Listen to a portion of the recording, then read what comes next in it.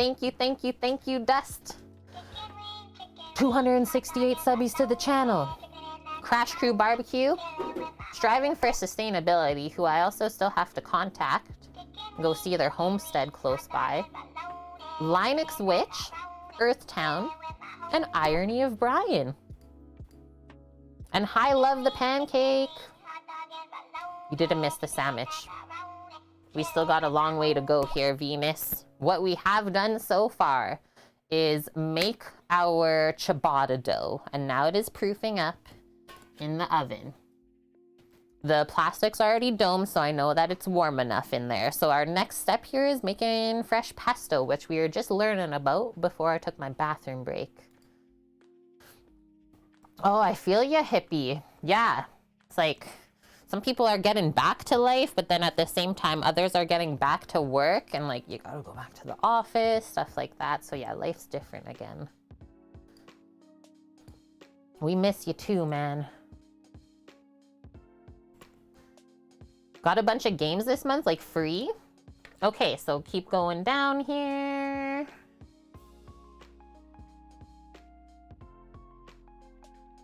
She says, because the pesto uses so few ingredients, and it's important to buy the best quality ingredients for this that you can. I couldn't agree more. For like everything, right? So we are first going to start with our garlic and pine nuts in our food processor. And then from there, we'll add our basil leaves, as well as the cheese, a little bit of lemon, and then olive oil to bring it together. So let's set up the food processor. Hi, Jessie. Where is my dog? It's not my dog. It's my bro's doggo. And she's putzing around. She's right here. She's being really good today. Italian stuffed jumbo shells with a dollop of pesto on each one. Please. I can't handle reading all these tasty suggestions.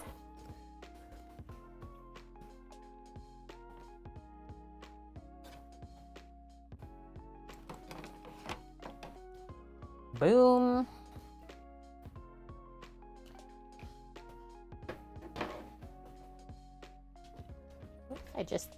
I was gonna say, what if I just took this away from here? Just did it like that.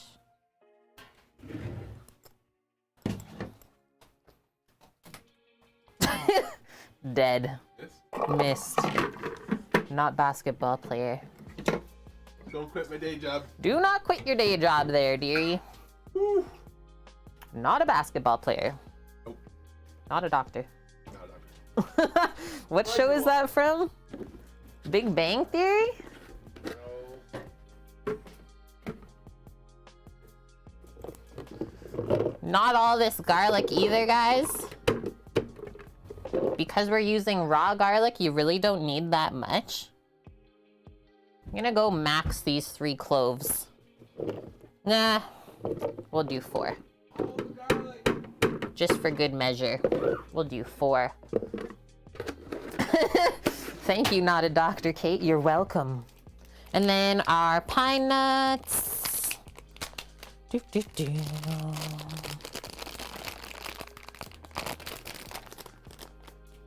These ones are like already toasted.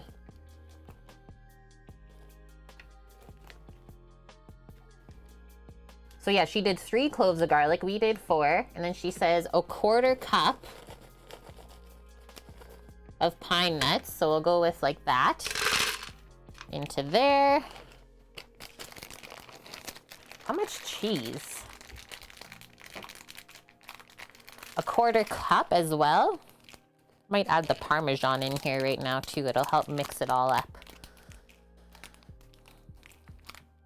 Yeah, interesting, Venus. I've never looked it up, like how pine nuts grow, but that does make sense. There's our parm, so about half of this to start. We can always add more later, but we can't take it away. This is left over from last week where we grated it up. Nice, Crimson. That's what Sam has been playing, and I've been really enjoying watching him play is Elden Ring. I call it elves and rings. It's really cool. Okay, so we're gonna blitz this up a little at a time. Might be a bit loud at first, so if you have headphones, just watch out.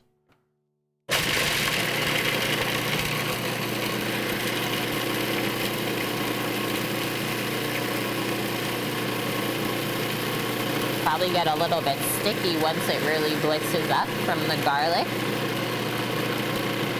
Yep.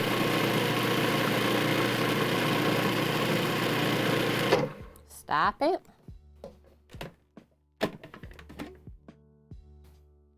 Look at that. Go a bit closer so we can actually see it. So now I'm just gonna scrape this around. It all looks really nice and smooth. We can add our basil. It's seriously such an easy sauce.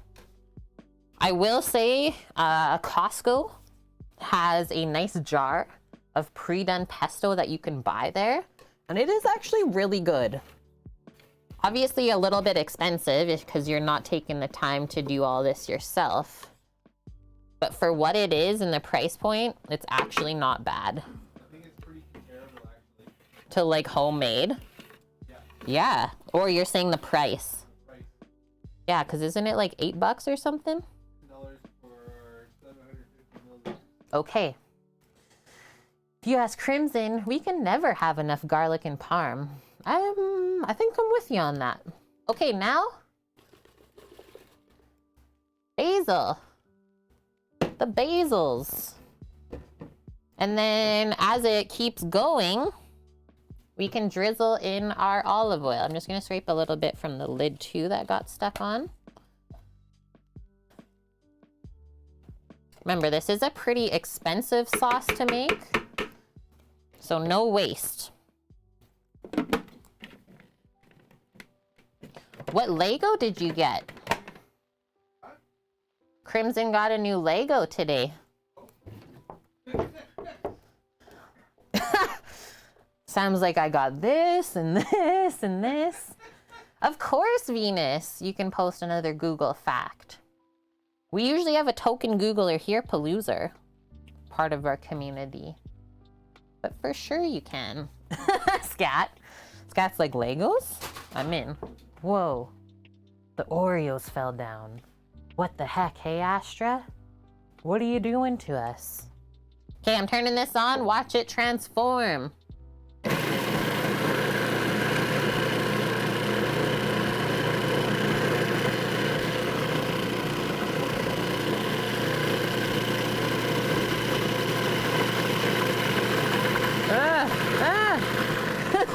I didn't want to dribble too much oil. Literally just open the bottle.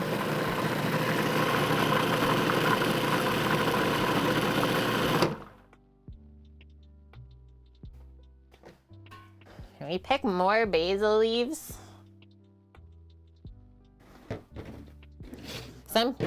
What?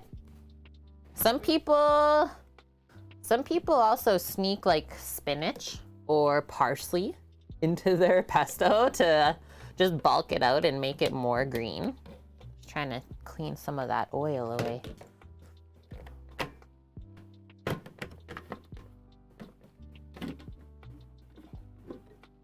Pine nuts, known as chilgoza seeds in Hindi, considered to be supremely healthy, particular a superfood for the eyes. Cool. Okay, let's do a little scrape around.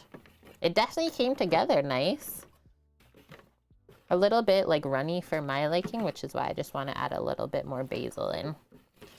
But the rest of the mixture looks nice and proper. So some of this will go onto the chicken, which is coming up next. We're gonna take a couple chicken breasts off of the whole chickens. Ever want to learn that? Now is the time. And then the rest of this, maybe we'll just mix it into a little bit of mayo. A basil mayo could be nice.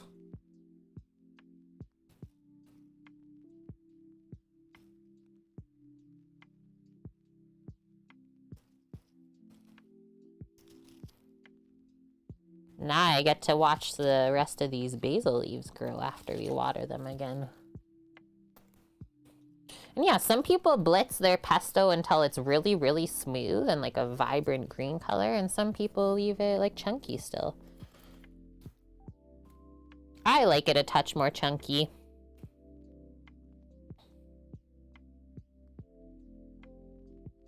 You see all the things that you're eating. Okay, let's see what that little handful does. Don't really feel comfortable picking too much more off.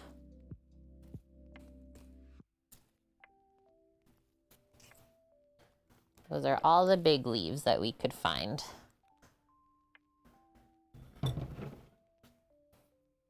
Okay, again, and then what about at this point? Just roll a lemon here on this side, and we'll do a very small squeeze of lemon and a pinch of salt.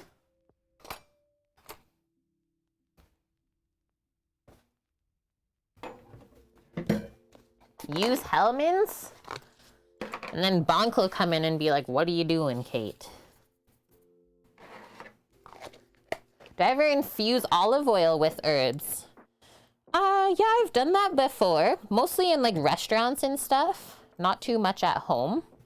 But it is really good. Okay, so just a small squeeze. There's no seeds on this side. I looked. About a teaspoon of lemon juice. And then let's mix this up again. That should be it. Boom. We're locked in.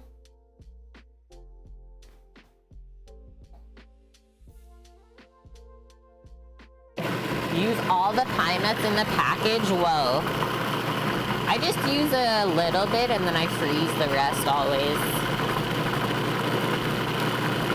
Yeah, that little bit of basil. Perfect.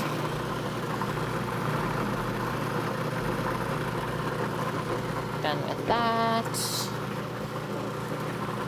Done with this and this. I'll keep the salt just in case. And then we get to try this.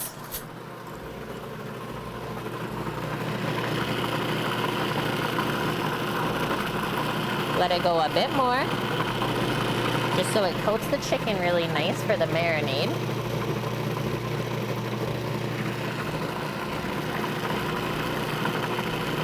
It smells right.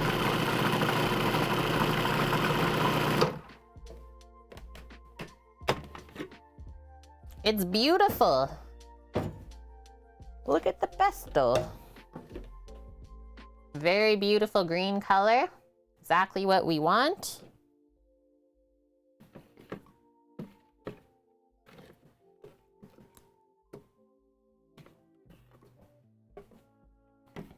Literally nothing more than that. And yeah, everyone kind of makes pesto different. Some people like more garlic, some people like more cheese. Do what you like.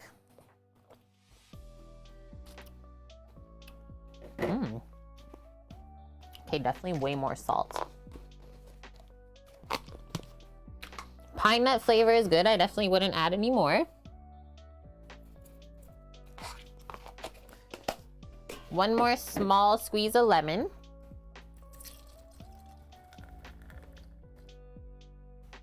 So yeah, just salt and lemon to keep balancing it out, I suppose. Mix that in one more time. And yeah, usually when I make a sauce like this, it takes me 2 or 3 times to taste it and be like, yeah, this is exactly how it should be. Earthtown, welcome, how are you?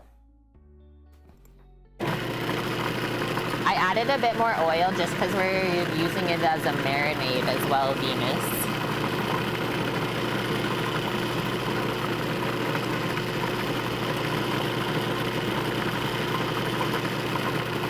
This should do it.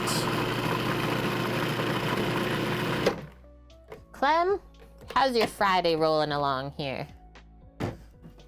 Use the back of the spoon now. See how that is.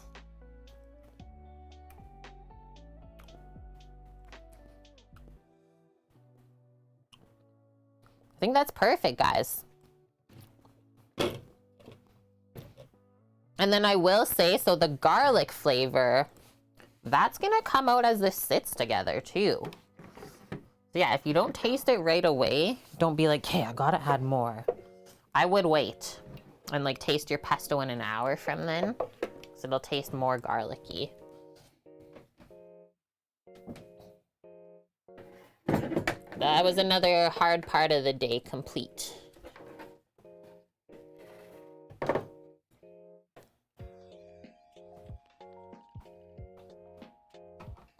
Nice. Clem's putting her chicken in the oven. That's for lunch? What kind of chicken are you making? Yeah, Dusty, enjoy the emotes. Gotta love the ad-free viewing. What is pesto like bad on though, savory wise?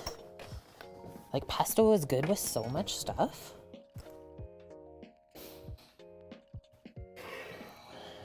I'm just gonna leave it in here and we'll scoop out for the chicken marinade and we'll put the rest afterwards into whatever container we need. Yeah, yummo. So that's how your pesto should look. Something along the lines of that. And if you're unsure, just check back to the recipe. Yeah, I missed the robot, Carsis says. Can you do it again, Kate? Mm-mm.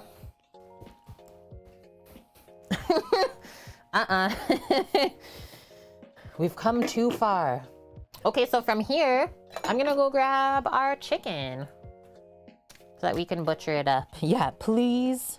Carsis even asked nicely. So basil pesto checked off of the list. We have 35 minutes until we check on the dough that's proofing up. Keep going. Yum. Sofrito stuffed baked chicken. That sounds good, Clem. Yeah, pesto is good drizzled on practically like all Italian entrees. It's true. So true. We didn't do the fold yet. We're gonna do a fold in 35 minutes. Boss man, did you miss anything? I think a bit. I think you missed a little bit.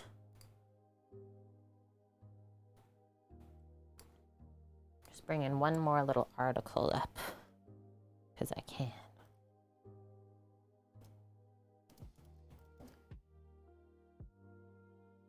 We like to learn here. Just about caprese. So caprese salad, or insalata caprese, is a simple Italian salad made of sliced fresh mozzarella, which we have for our sandwich, tomatoes, and sweet basil seasoned with salt and olive oil. So you just took this salad, turned it into a sandwich, and added some protein. Chicken's good with all this stuff.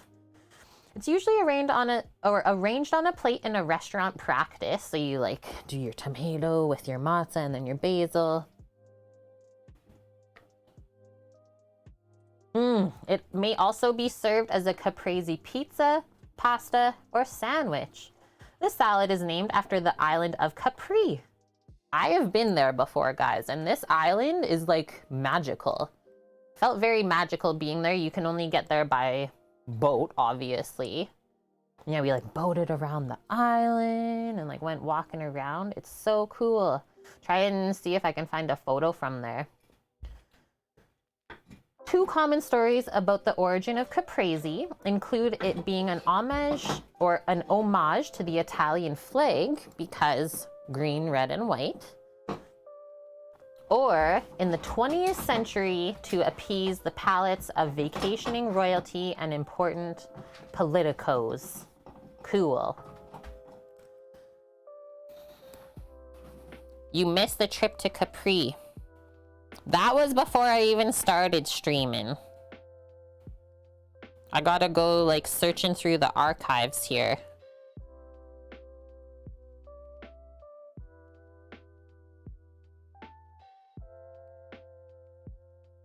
One day, we'll start traveling again.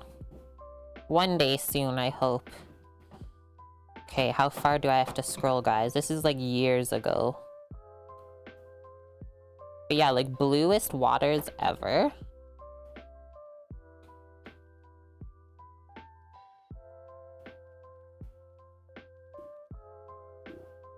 We're getting closer.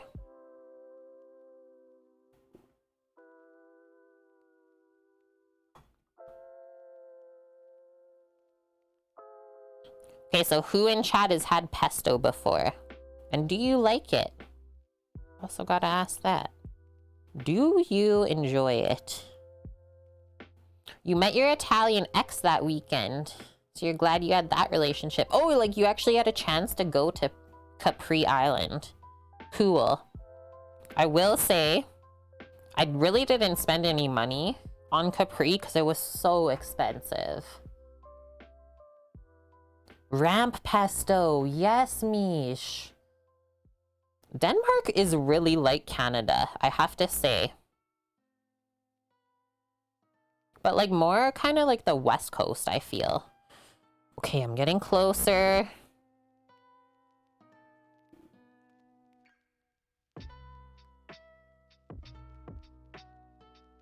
It is there. It was so hot too. Okay. There it is, chat. Capri Island. Kind of like Greek-esque, the way that every building is white, stuff like that. I love pesto on pizza, pasta, salad, sandwiches. What else? Eggs and pesto is good together too. Okay, I will be back. Just gonna go grab the chicken. Get my cutting board ready and we'll do a little bit of butchery to get this marinating. Hold tight. We love pesto, yes we do. And actually, I'm gonna mute really quick so my audio might cut out.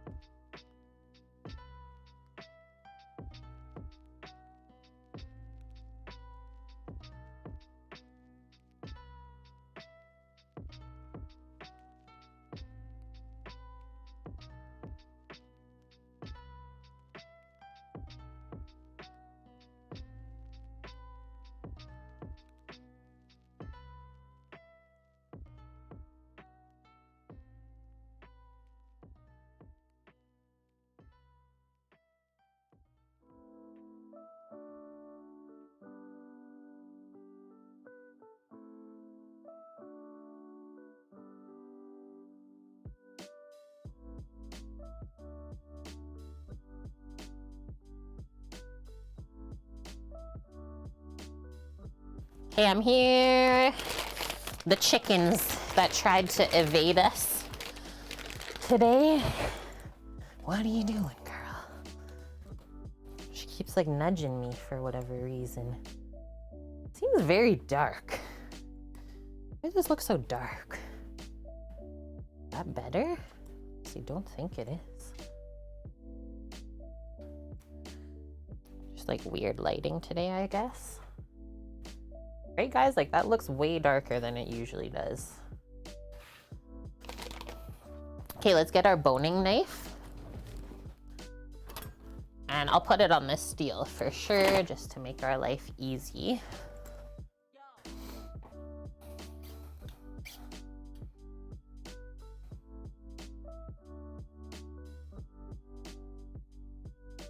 Interesting, Crimson. Yeah, that was one thing that I went out of my way to go get while I was in Spain, was some paella. I got like the seafood one. So good though. But like I went to the like well-known paella spot, right? Not just any spot. It was planned out. And then, okay, before we start butchering, I'm gonna grab a small container to put our pesto chicken in to marinate. Oh, she's definitely smelling the chimkin in here.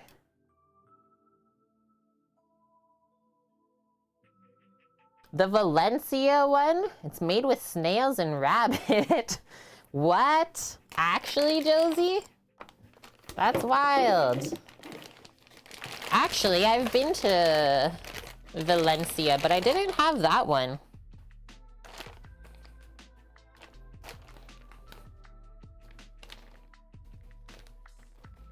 Valencia is like a chill beach town, I would say. Albufera. Yeah, it is known for its oranges. Samo, do we want 6 chicken breasts or just 4? Okay. And I see that they pack the chickens differently now. We have gone from... Just do all of them, right? We've gone from string here to little plastic pieces that are honestly like creepy looking. What? Okay, so usually I take the legs off first, but I'm gonna leave them on the carcass right now still and just take the chicken breasts off. The first thing we're gonna do is follow along each side of the breastbone. And actually we'll take the skin off too. It's also known for the first ever paella recipe. Yeah, in Valencia.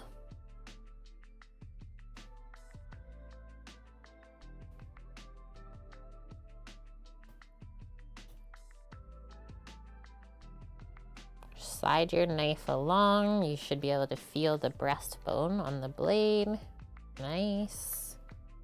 Open that up and push the skin to the side. Then we come along the other side, and it is like really skinny in there.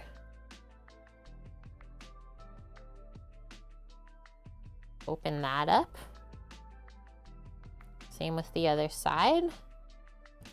And then, oh, didn't open up all the way. Still not? There we go. And then I'm just gonna like try and peel the skin off of the breast first. Keep it on the carcass. The rare occurrence that Kate uses a boneless, skinless chicken breast on stream, but she still doesn't just like buy it.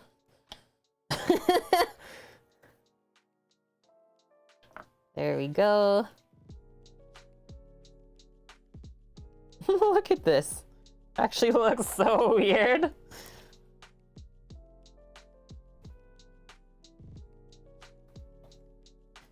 Josie, the first paella recipe was not a seafood one. Which, like, you think that it would be since Valencia is, like, right on the water.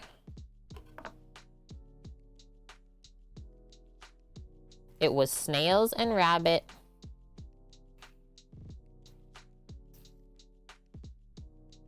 Try and feed people that now, they would turn up their nose. Okay, so that's really cool looking, what we did here. So now, it also seems that each wishbone is already disconnected from the breastbone, so we don't have to work on anything there. Hi, White Tiger. And Pat by the Sea, welcome. Yeah, just in time for some butchering. We're just taking these chicken breasts off of the carcass for our sandwich today. So just keep sliding your boning knife along.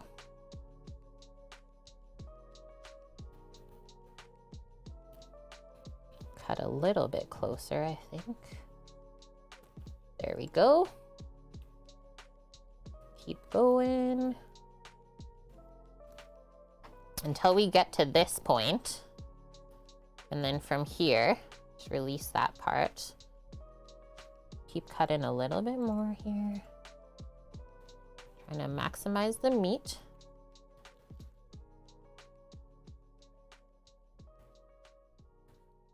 Now we gotta release this from the chicken wing. Start down here. Perfect. And then, okay, where's this wishbone at? That stops there. Wishbone is somehow right here. I can slide my knife under.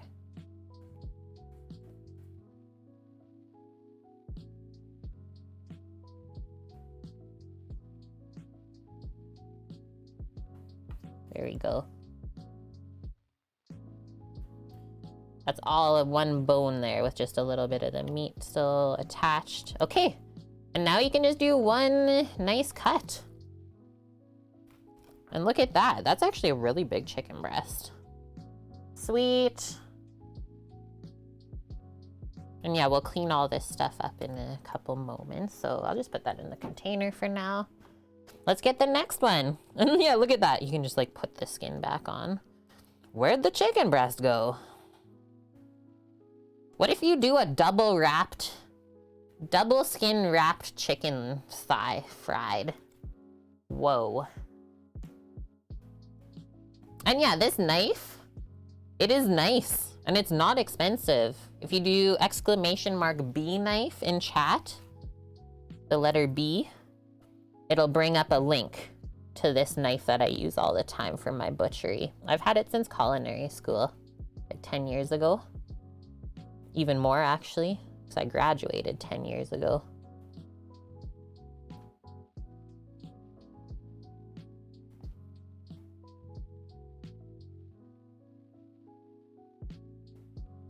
And you really don't have to go quick, guys, to be a good butcher. It's about doing it right.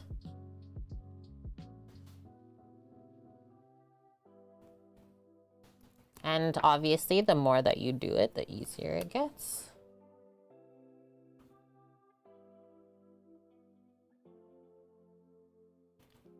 And you have to also want to become a better butcher, right?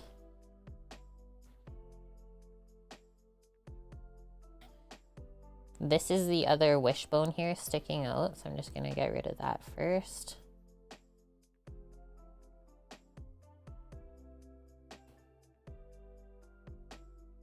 Nice. There we go.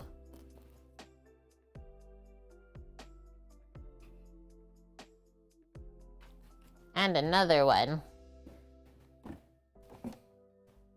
2 chicken breasts. Now we're done with this carcass. I'm just gonna put this little bit of trim just back inside. Grab one more out. I'm gonna save this. Probably take the legs off. Same with the wings. And then we'll just make a stock from the carcass. Boom. Take this plastic piece off. Yeah, the chicken got a breast reduction.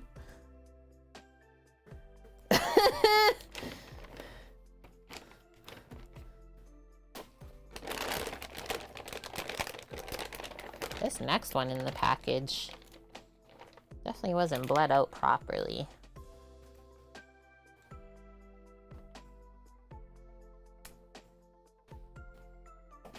Even just like the shape of these chickens, something ain't right. Like, chicken breasts should not be that large compared to the legs. They don't fly around that much.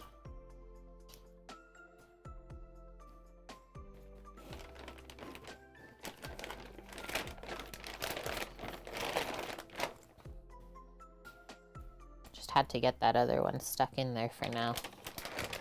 Okay, next one. So same. Try and go a bit quicker. Was bathing your dragon? Had to put her in a tiny towel to stay warm. I love how you just say dragon. So gave my dragon a bath. It's like, what kind of magical world do we live in? Amazing.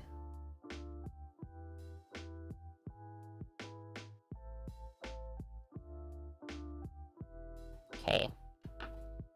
Take the skin off first, because we can. A breastectomy, if you will.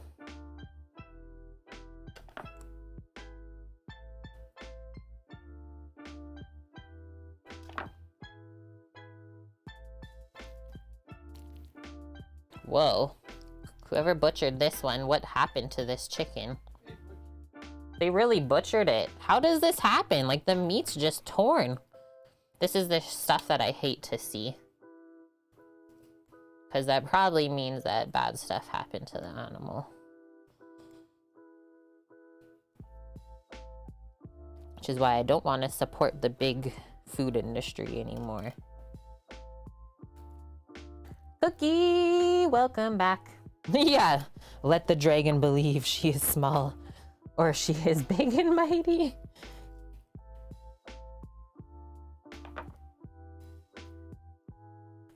The rest of the birds, Crimson, I was saying that after stream I'll take the legs off and then we can use that for something else coming up. And then the rest of the carcass, I'll just put into a chicken broth for soup or something like that. Cookie, how's your Friday going? You done working now?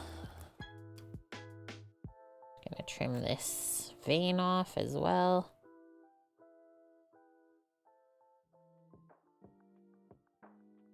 Okay, now we can carry on, and I'm just gonna see the wishbone. Okay, so that's still intact. So usually before I even take the chicken breast off, I just cut around the wishbone, which runs in a V shape along the front side of the chicken breast. Just like that.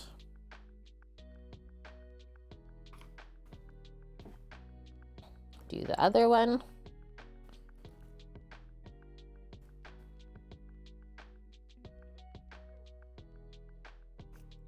Perfect. And yeah, you can see how the chicken breast, like the main part of it, always wants to slide away from the tender. So let's do our best to keep that all together. Cut into there. Beautiful. Awesome.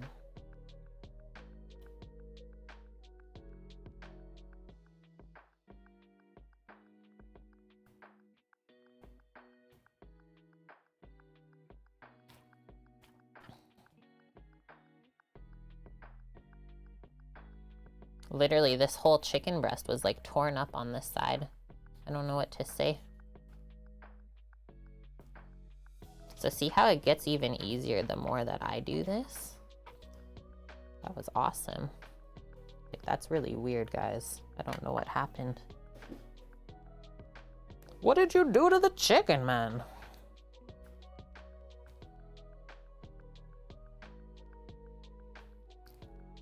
Run your finger along there just to open it up a bit more.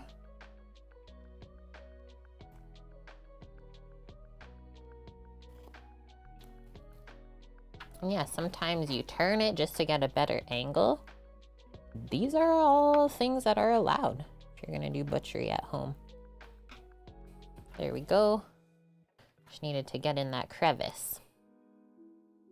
Now we go back across the other way.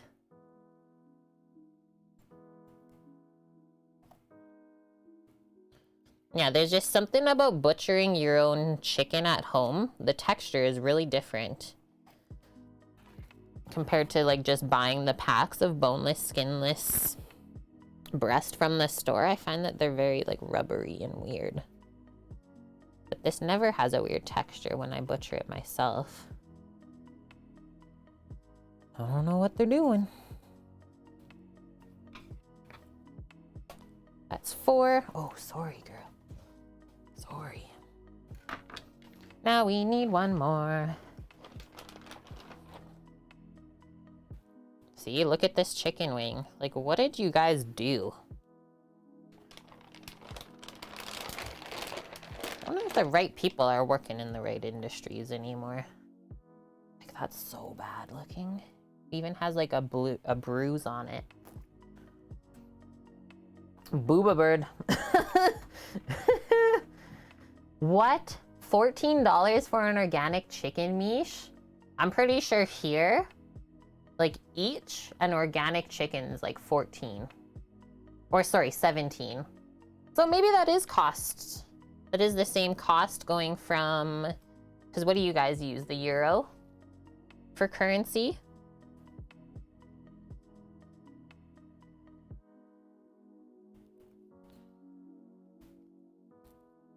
So for price comparison, these have gone up in price just a little bit, it looks like. So these 3 whole chickens, 5.3 kilograms for $34.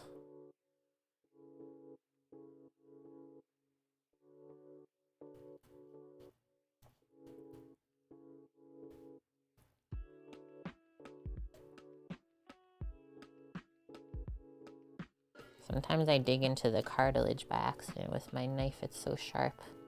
Okay, so you got that split on the breastbone. Remember, don't forget about the wishbone as well on the front side.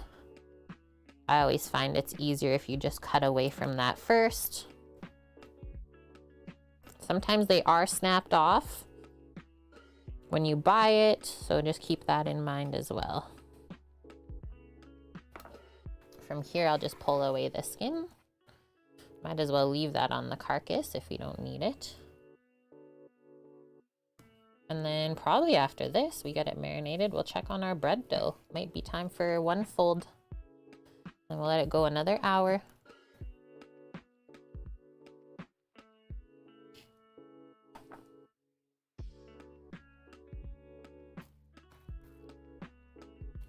Awesome. Use Danish. Are they crones? Crowns? How do you say it?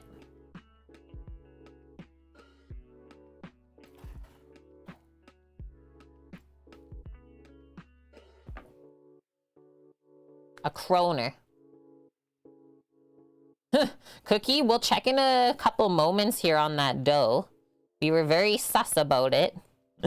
Not sure if you heard that while you were lurking, but I had to add like so much flour to it just to get it to come together, so I don't know.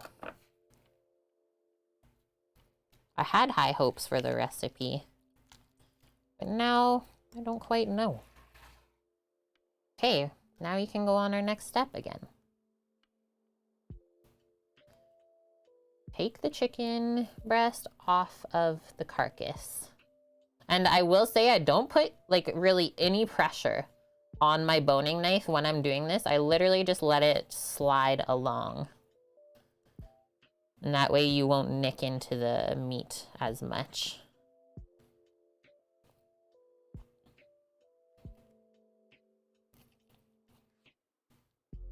So now this gets opened up.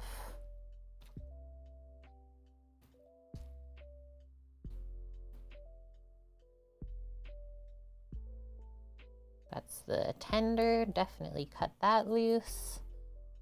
And we're at the point where this comes off. Look at that. And then we are gonna butterfly these. So we're gonna take it one step further actually for chat today on our chicken breast. I don't know if I've ever shown this before. And butterflying, I mean, we'll have more surface area on the chicken breast for flavor, marination, and they also cook quicker when you make them thinner. So really, all positives.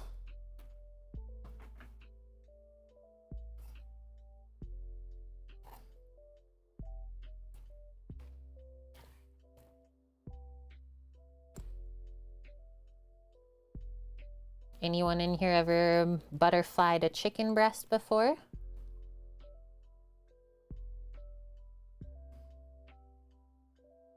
There we go. I always find like once you release the tender, the whole thing just comes off. All right, I'm gonna put this away and those can just go back in the fridge for today. Until I feel like dealing with them some more. So then from here, yeah, it's still insanely dark.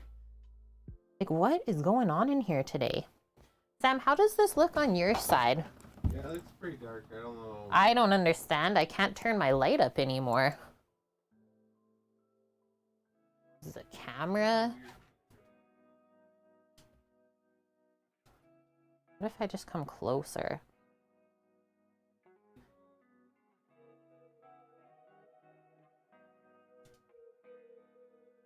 Like that is as high as my light goes, guys. This should be insanely bright.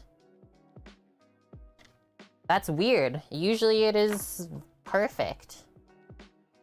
I don't know. Things are sus today, Cookie.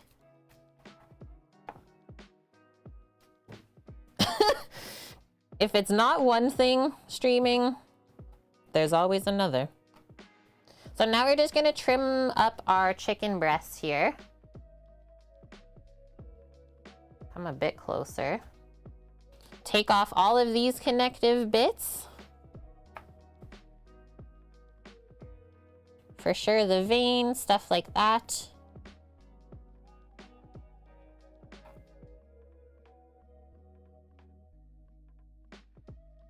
A little bit more.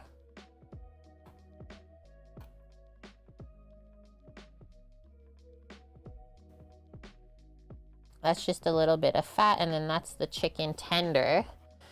Chicken tender will usually open up like this, and then it should stay attached onto the chicken breast. So then from here, I think I might just butterfly it open this way, since it already wants to kind of roll open. So you can see where it starts to pull away. Take your knife. We're just gonna kind of keep opening this up into an even thickness, which looks to be about 1/2 inch. From here, make a slit there. Now it lays a little bit more flat, and then this is one more thick part.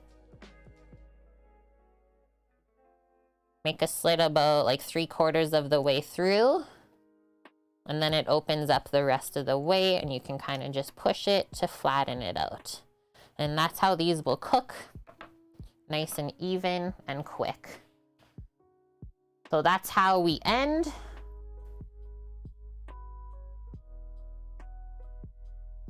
An exposure setting on the cam, I think it's usually just auto carses. And then this is how it starts. Then this is also the same thing that you can do if you want to stuff something inside of the chicken breast. Cheese, spinach, put some pesto inside of there, roll it back up and bake it. We did make the pesto already, Kermit, just before this. So you'll have to check back. So let's keep going here. Trim them up, and then we'll butterfly them, and then we can marinate. Also, okay, 5 minutes on the timer for the bread dough.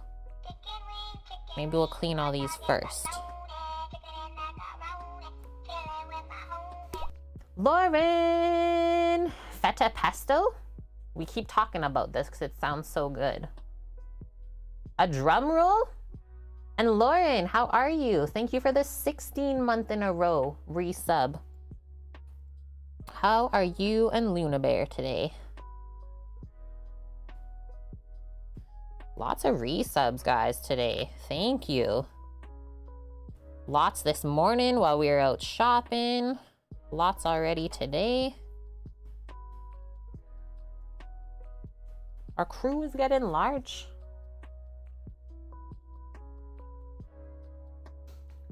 How much does a pirate pay for corn? A buccaneer? I don't know if I even understand that one. Oh, I get it, actually. Now that I said it. They pay $1 for an ear. Duh. Hello. Okay, so that's that side. Hello. You're melting? I would love to get over there. Go jump in the water. Spend some time in the sun on the beach. That sounds so nice though, Lauren. Because we're not melting here. And yeah, because this is going into a sandwich, I'm just making like one big loaf of bread. I'm not worried too much about the shape. I mean, you could always trim it up if you wanted to fit it onto like a bun or something. This is the one chicken breast that was absolutely mangled on the carcass. It wasn't me. Like, what happened?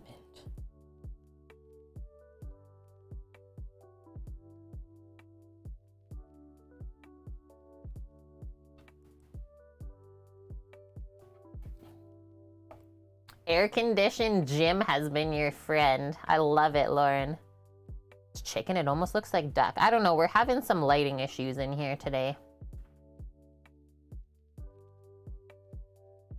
Awesome, hippie. Don't work too hard, okay? Thanks for popping by today. Happy you're able to just spend a bit of time with us while you had it. 36 Celsius where you're at, Cookie, for tomorrow. So are heat domes just gonna be trending this year as well then? A little bit more connective tissue here. Take that off because it doesn't break down even when we cook it. Like, I feel like that's not normal for it to be that hot already there. Although, correct me if I'm wrong.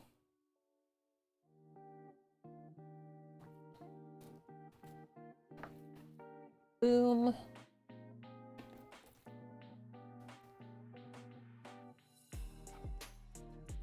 Got a blue jay in the yard, I think.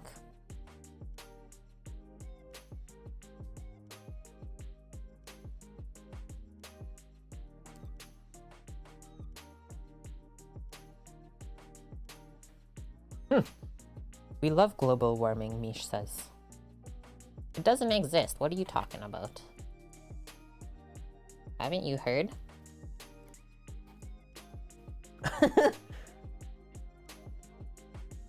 If it's not fretta, don't feta. Thank you for that. Yeah, so July and August is usually when it gets that hot. Okay, just checking. That's what I assumed. But you know what assuming does. Should we take this little bit off where it's kind of like bloody? I think so. Okay, now our other side.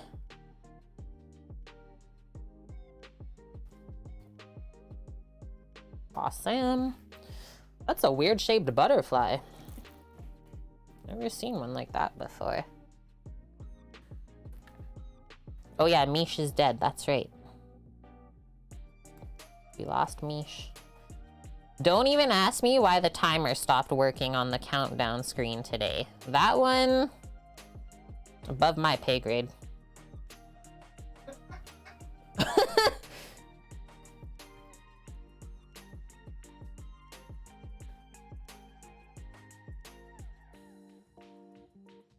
Yeah, if the moon landing was fake, then where'd we get all this cheese from? Moon cheese. Are you trying to get banned by Dust right now, Mish? Cookie is too nice, he won't ban you. Cookie's like, really, Kate? Watch this. I didn't go any lower because it's already really thin down here. Okay. Heck me up. That's the bread timer. That was scary. I'm just gonna finish this one more chicken breast. And then we can go into the marination station after the bread.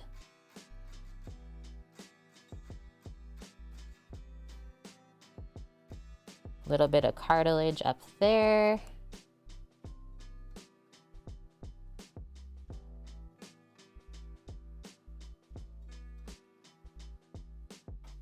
And that's all gonna go back into the chicken bag.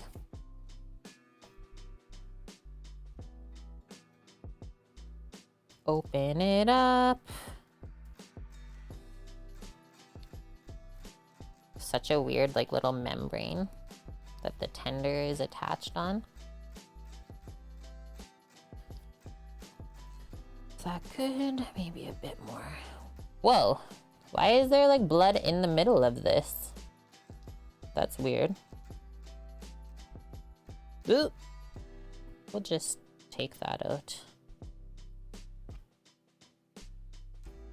Things that you shouldn't see. That.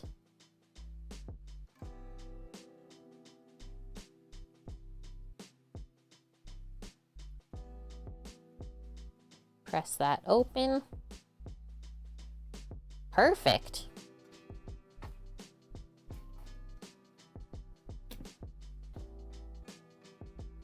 Hi, Blondie. How are ya?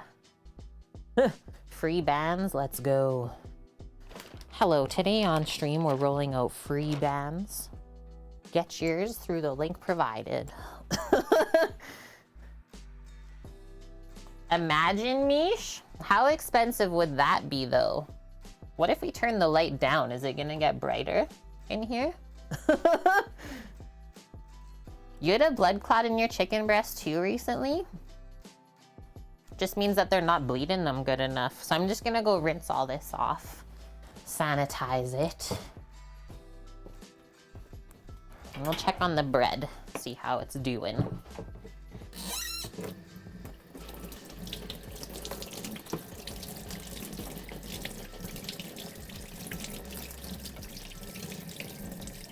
Yeah, after all the rain we got yesterday, everything's kind of just like chilly here. Just a little chill all over.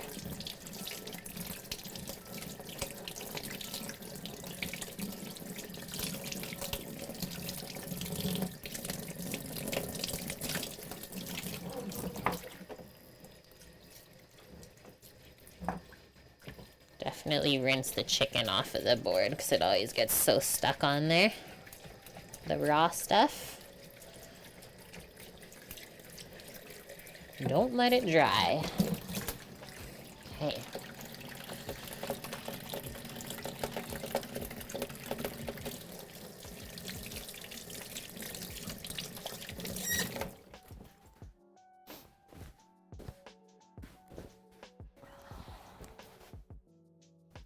And then we spray it. Perfect.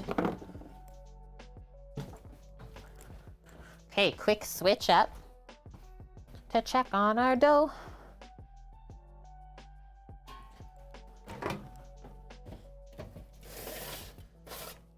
Starting to get some bubbles.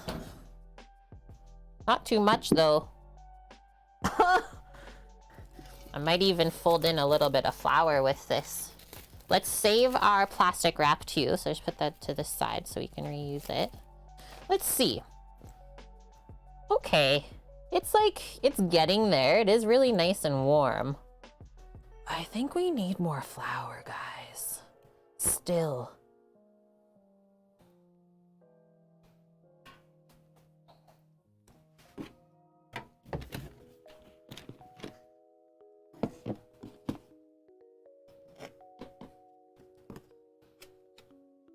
I'm gonna do a little sprinkle all over the top. Kind of fold that in. So this was not part of the recipe, doing this fold after the 1 hour, but I think it's necessary to be able to build up enough gluten. So I made a mess on my finger here. I think I'm just gonna use the spatula. If this was already holding together like one nice dough where I could pick it up, then we could do a fold. But because it's not really, I'm just gonna kind of work it a bit like this until all the flour has been absorbed. Because we're getting the gluten.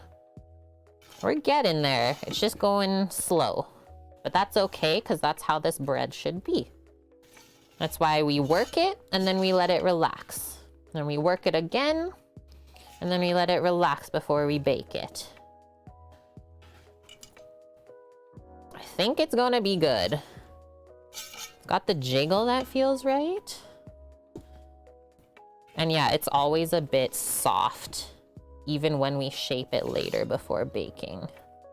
This is a more crusty style bread with larger air pockets in it, rather than being a very soft, supple bread with a delicate crumb. But yeah, you can see with the spatula, that's some nice gluten, guys. Yeah, we'll put that back in for another hour. And then hopefully we can shape by that point. Squishy and slow. I think with all the extra flour we added though, this is gonna be okay.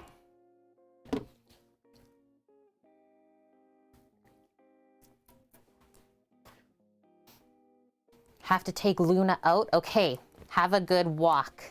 Lauren, we'll be waiting for you. So back on and then into the warm spot for 1 more hour.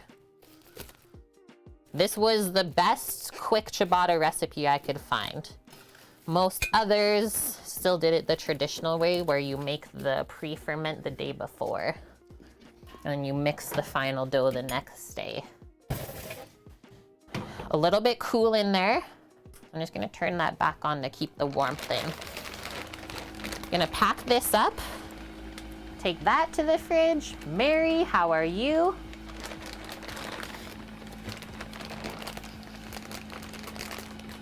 Mary, you got your Traeger all working now? And then coming back to this. Check it out. We got some chicken breasts. Put some glovies on to massage some pesto in a moment. And then I'm also gonna put a little bit of salt, I think. Narimi, thanks for the follow, friend. Welcome. So there's our butterfly chicken. Earlier on stream, we made our pesto. Fresh, fresh, fresh. So now we're gonna pour a little bit of this onto the chicken.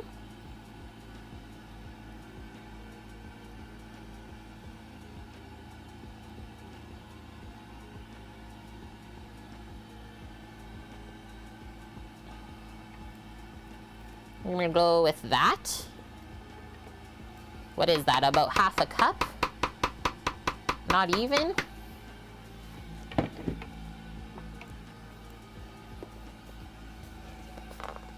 Yeah, did we make it in under 4 minutes? Cookie would like to know. I would like to say that no, we did not. Like I said, it took me more than 4 minutes just to get all the ingredients out.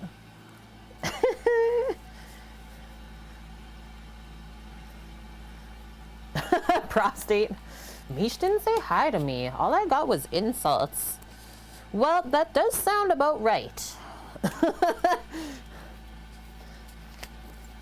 Thanks, Ladybug. So yeah, now we just massage it up. Let it sit. Say like at least half an hour you would want. You could even go up to overnight.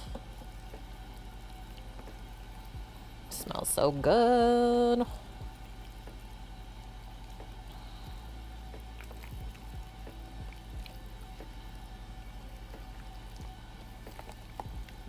And yeah, just try to not tear up the chicken breasts that we work so hard to butcher nicely. Just kind of squinch it around. Okay, so that one looks good. Start stacking them up once you're happy with how much pesto is on there. This one looks really good. That can sit there.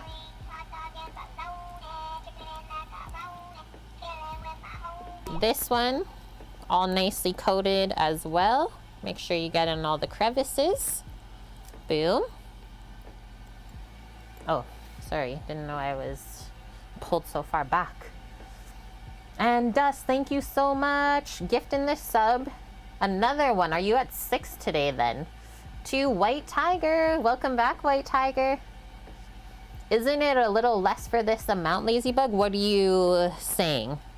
I just don't understand your question fully. Like I don't have enough pesto or I have too much?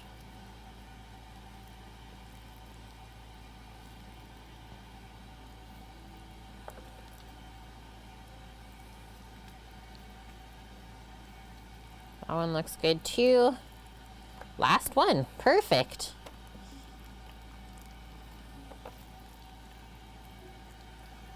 Oh, not enough pesto for the amount of chicken? This is how I always do it. You could always put more, for sure. Do what works good for you, and then we're just going to spread these out a bit so they all sit in one nice even layer. We're gonna be putting more pesto into the sandwich later on. So I didn't want to use it all up on the chicken marinade because we want to make a pesto mayo.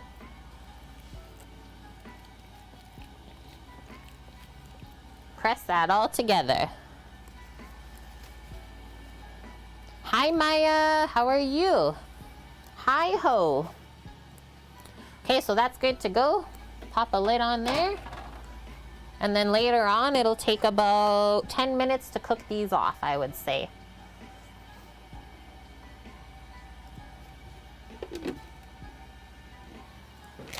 So I am going to just take this back to the fridge for now. Clear off my space.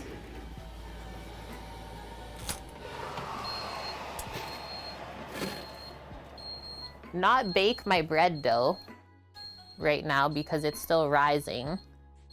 Hi. We're having a struggle here today. I don't know why.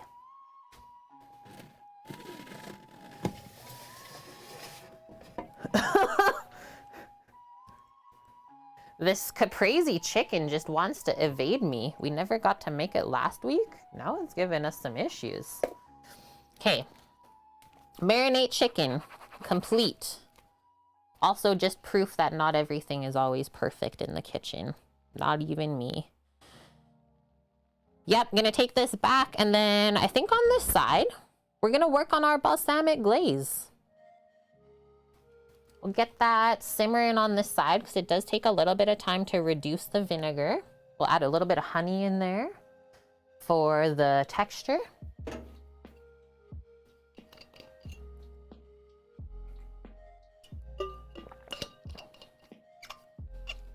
You're great, Maya. Awesome. Looking forward to the weekend. Hopefully better weather. Where are you at? And that's true, White Tiger. No need to be perfect as long as it tastes good.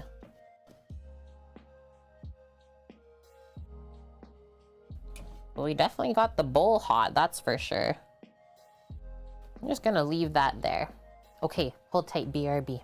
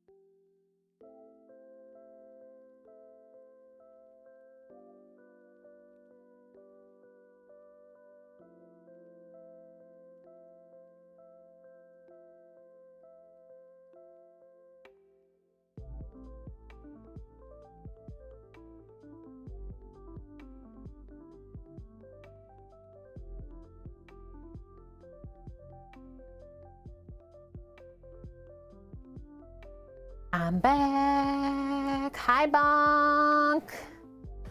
How are you? Bonk says it's Friday, you say. It is. Oh, yeah. Misha's filling Bonk in. Broke the countdown. Yeah, our countdown timer for the beginning of stream. Just stopped at, what was it, 32 seconds? It's like, nah, I'm done. In Germany, you have a big storm there, Maya. All trains stopped working. Oh my gosh. Well, stay safe. Did you have an all right week so far, Bonk? Hopefully not working too hard. Okay, is this cooled off now? My poor dough. Okay, back to it. So 1 more hour on that. And then hopefully we can shape it. Longest part of the stream, making bread. Just gonna wipe off our board here.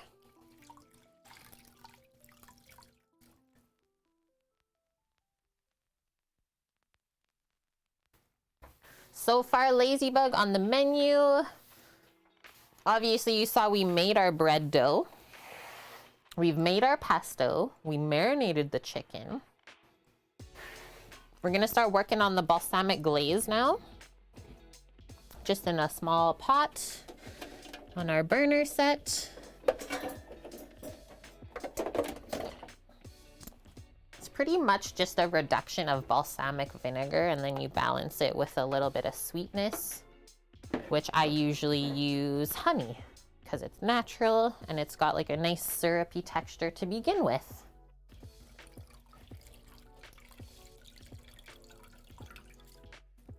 Just gonna wipe this off first, even though it's probably gonna get even more sticky once we put the vinegar in the pot. Starts bubbling up. You work by yourself Monday to Wednesday? Sweet. Is that like kind of eerie? Being the only one around? Always wondered about that in like a big place.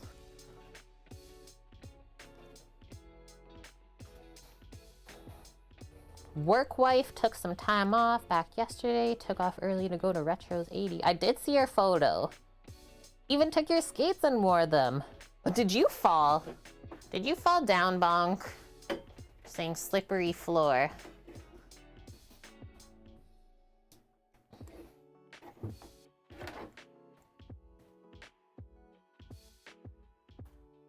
Misha's going on a little trip? That sounds nice. Right? Being alone. It's nice and quiet, but kind of on high alert. That was my assumption. Okay, boom. Small pot.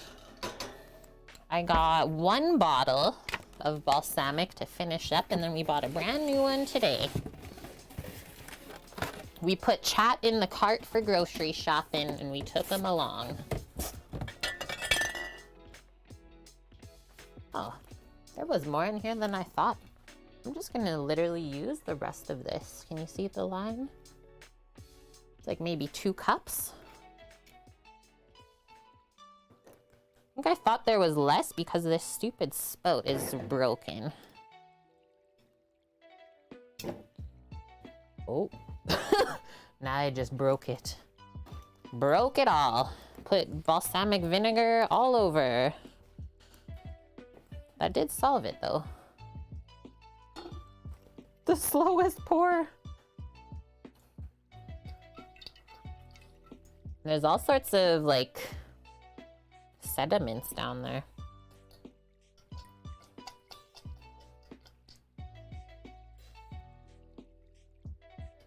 Why did it do that, Chat? Is that the mother? Must be. I wonder if it's like sugar crystals. You slipped and crumpled one time, Bonk? Right on your butt or what? Tightened up your wheels in trucks, still didn't help. Oh, what? The wood dance floor has no coating? Then how are you supposed to even go along?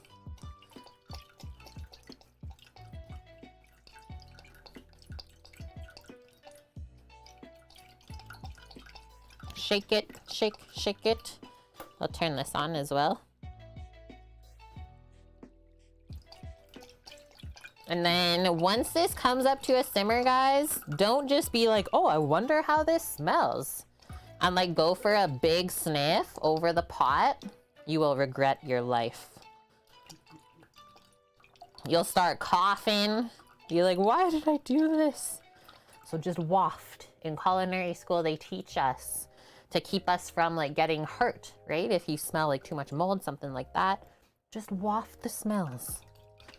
But it is nice for clearing out your sinus. Smells like an Italian corpse. How would you know that, prostate tunic? Is this how they make balsamic vinegar? From Italian corpses. So there goes that bottle. That's why we got another new one. And then we just turn this on like I did. Nice high heat. And I usually don't put any honey in until the end, because I find that it likes to try and burn at first. So yeah, this will probably cook for about half an hour just on the side. And then it will reduce down until it gets like pretty syrupy looking, and the bubbles get larger as it reduces more. And yeah, once you feel good about it, stir in a spoonful of honey and you're good to go. Do not recommend leaving the glaze in the pot. Definitely put it into whatever container you're going to be storing it in, because as it cools, it gets very sticky.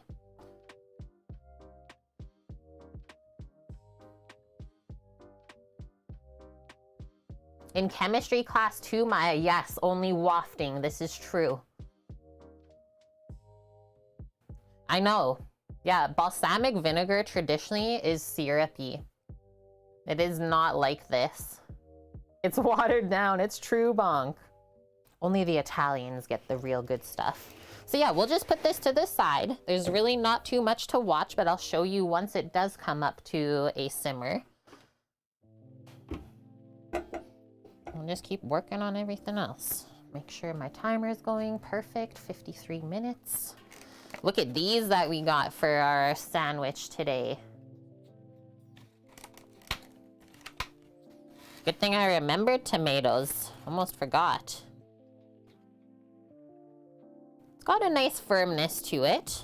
I'm okay with that. Same with this one. But like, they're definitely ripe, and I think they'll be very flavorful. So these were grown in BC, on the mainland.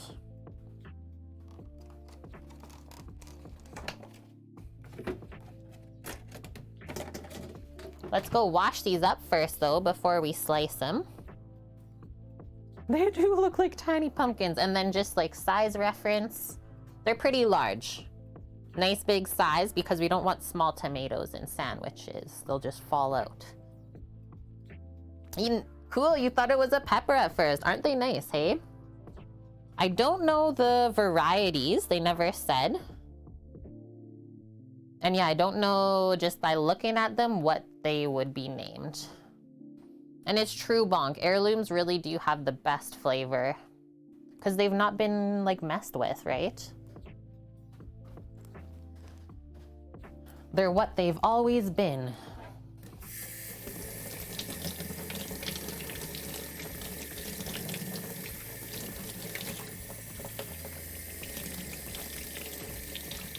And then they're not really grown as much anymore because of like the way they grow and how they look after. Like, these are some of the most pristine heirlooms you'll ever find. Because if I turn this over, this is usually what you see more of, is these little blemishes they get as they grow this big. But that's very traditional. Most people in the store, though, would look at that and be like, wow, I'm not buying that. But that's how these tomatoes are.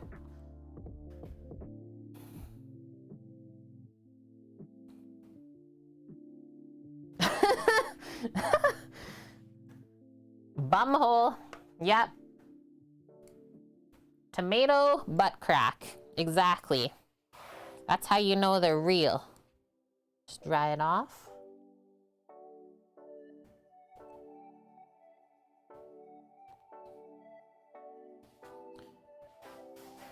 Can't wait to start seeing these at the farmers markets as well. So the first thing we'll do is just core out the stem, and then I will slice them. Real veggies got crack. Butt crack, that is. Wait, what? The poor people that just lurk and listen to the things that we talk about. Oh, it's all good, bonk. I'm here. Okay, so serrated knife. Nice, Misha's giving us some fun facts. That's awesome, Trino. The most grown tomato you see in the gardens there are heirlooms. Whereas I would say like most like suburbia people grow cherry tomatoes, I would say, because they're so easy. An open pollinated, non-hybrid heirloom cultivar of tomato.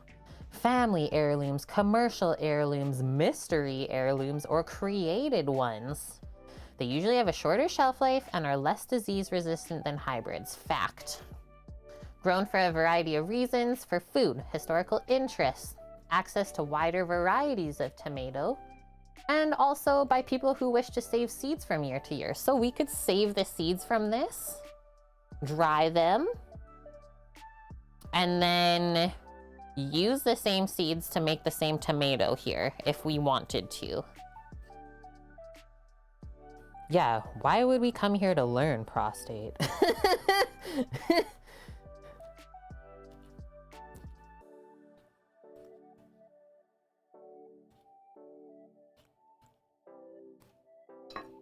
Twist that out, nice. Not too thick of a stem. Not too bad.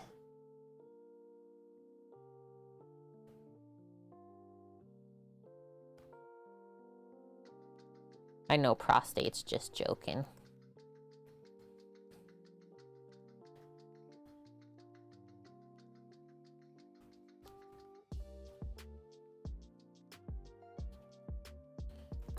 Go.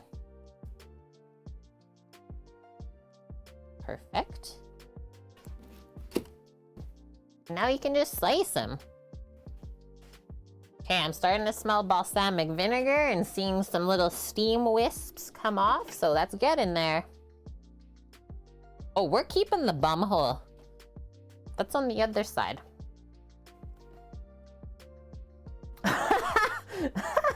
Bridgie, I'm dead.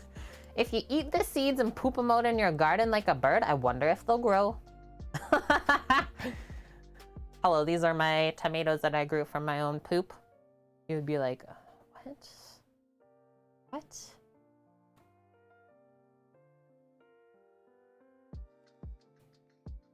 Okay, so not too thin of slices for this either. Just kind of trimming off this top part.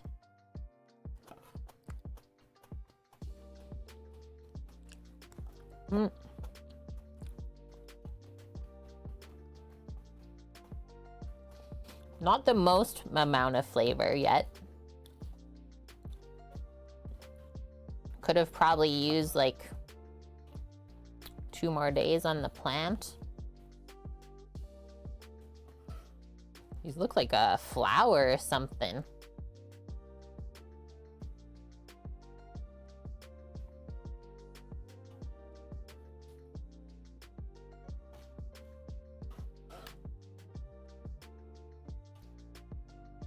And remember, always salt your tomatoes. So before we put these on the sandwich, we're gonna sprinkle salt over them.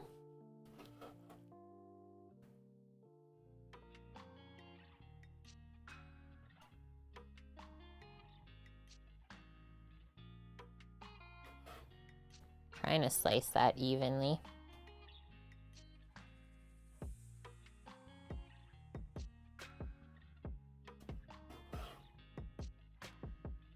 Maybe one more.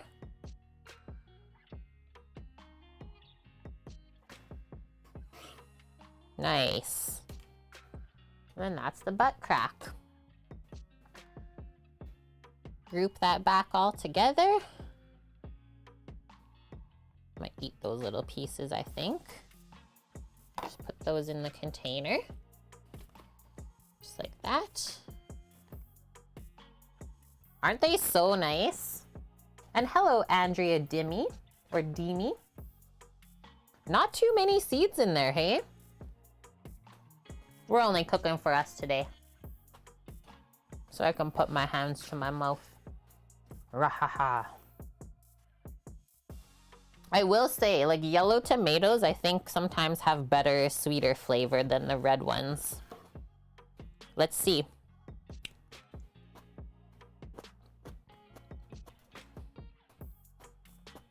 It's like more, almost like salty.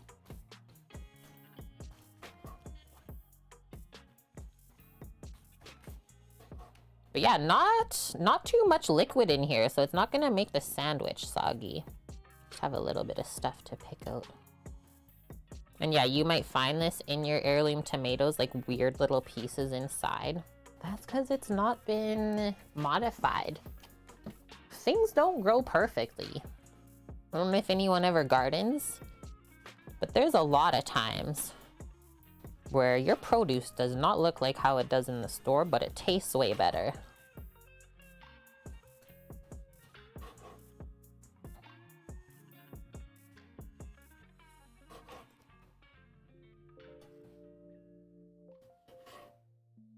Awesome.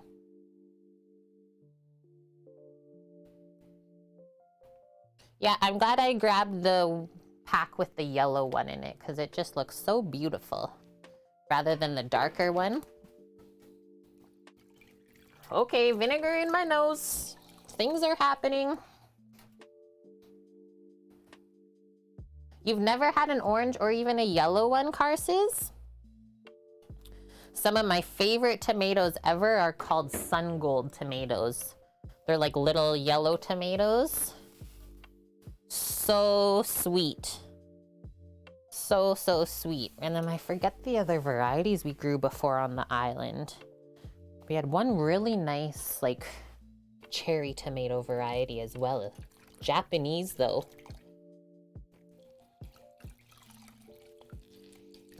And there was a farm on the island, should have also went and worked there, that they just grew Japanese-style produce. And, like, amazingly as well. The most pristine things you'll ever see in your life. Okay, so this, see the wafting? Vinegar is coming up. It's gonna do that. And that's a-okay. I would have discarded the butt crack. It sends a weird message. I just left it with the rest because I'll eat that myself later. So tomato crossed off. Our glaze is going. Let's slice some cheese up. Our mozza. I'm guessing it's over here because I didn't see it in the other fridge. Yes, I brought it over here. Oh yeah, it's the 2-pack.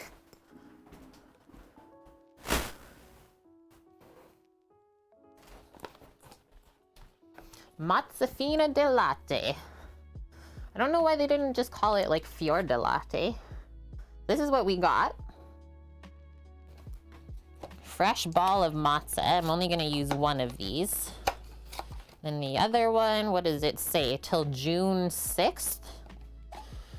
They don't last a long time because it is a fresh cheese.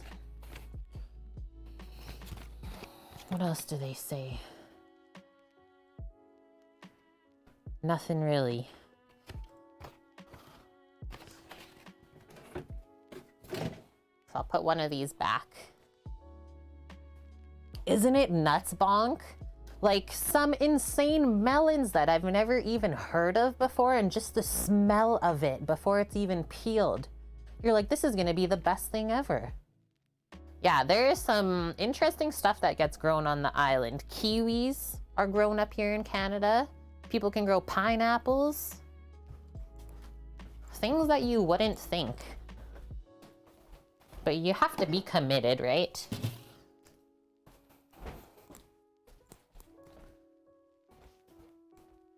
Let's grab a cutting board because this is gonna be juicy.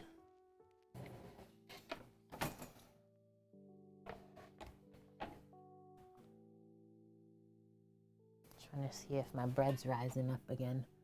Yeah, it is. Yeah, it is. Let's open this up. That's how it comes. One cheese ball in the brine, and it looks pretty full, like it's touching the plastic. So I'm just gonna go do this over the sink so it doesn't spill everywhere, because we'll use all of this. Pour some of that out, or even just all of it. And it's not a salty brine around this cheese like how a feta is. It's a very fresh brine, so that's why the cheese doesn't last forever. What's up, Dust? You're hemming and hawing. What about after we slice it? We just put it back in there. Yum. And look at it. So soft.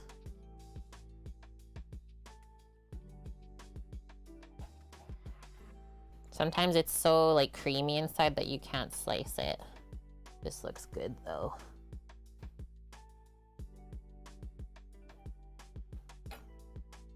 Mmm.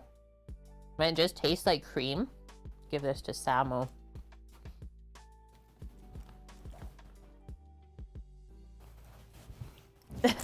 He just opens his mouth and I just drop it in.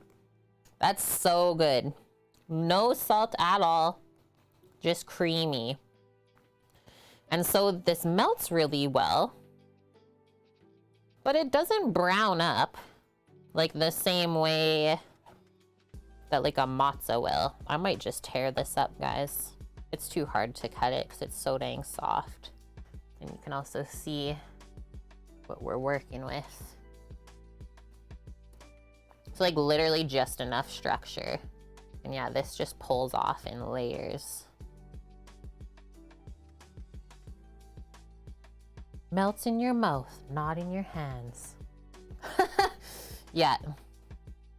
Use this to put in where we took the chicken breast out of. So just trying to keep all these pieces the same thickness for when we put them on the sandwich.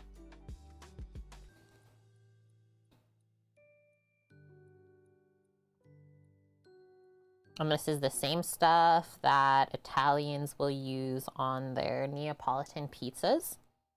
A fior di latte. It's not the same as buffalo mozzarella though. Some people get those ones confused.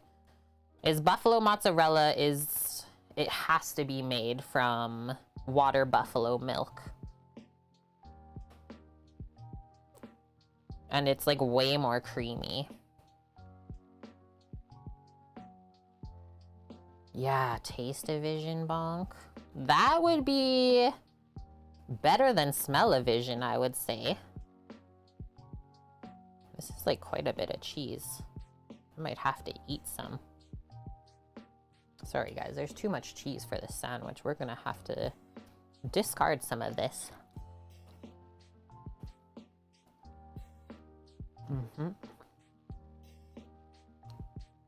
Okay, rinse this off because that didn't work. You can see I was just like stuck onto the knife. Smell-o-vision would have to come first though. Just as far as like technology is concerned.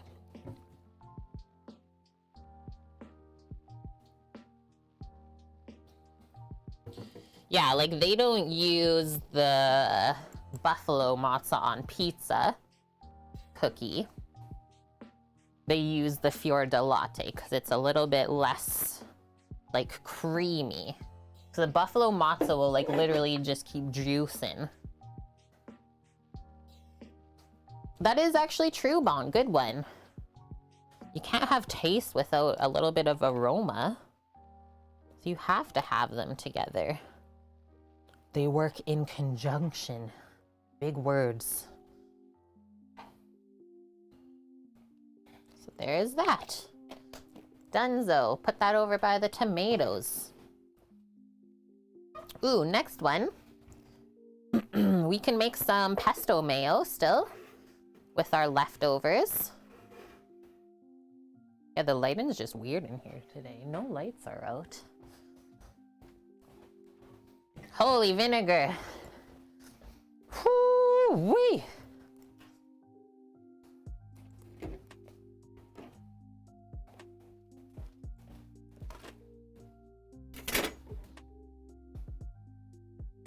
It's actually nuts in here. The balsamic. Let's put this into a 2-cup container.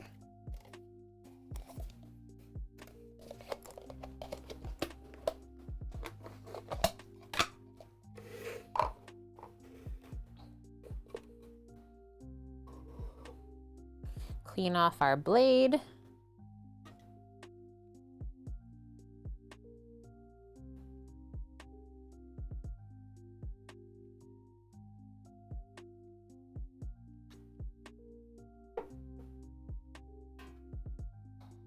Just put that in the dish pit. Perfect.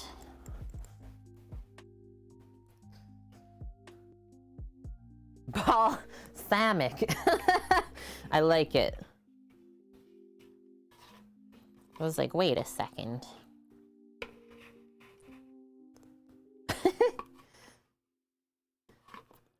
Yeah, I was waiting for that one too, Bonk. We'll do a mixture. I'll go get the big mayo bucket. We'll do a little bit of Kewpie, a little bit of regular mayo.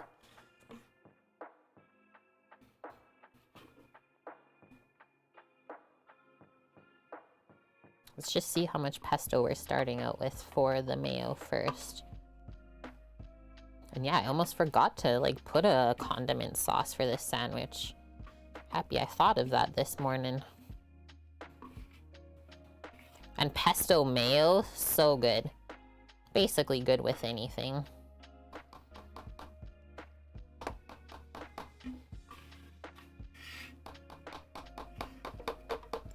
This RoboCoupe spatula, you can definitely tell that they designed it for the food processor.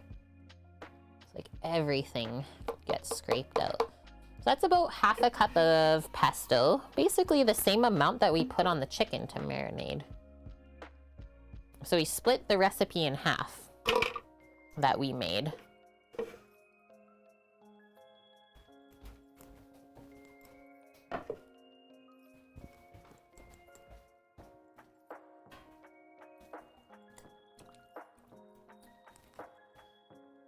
Okay, I'll be back momentarily.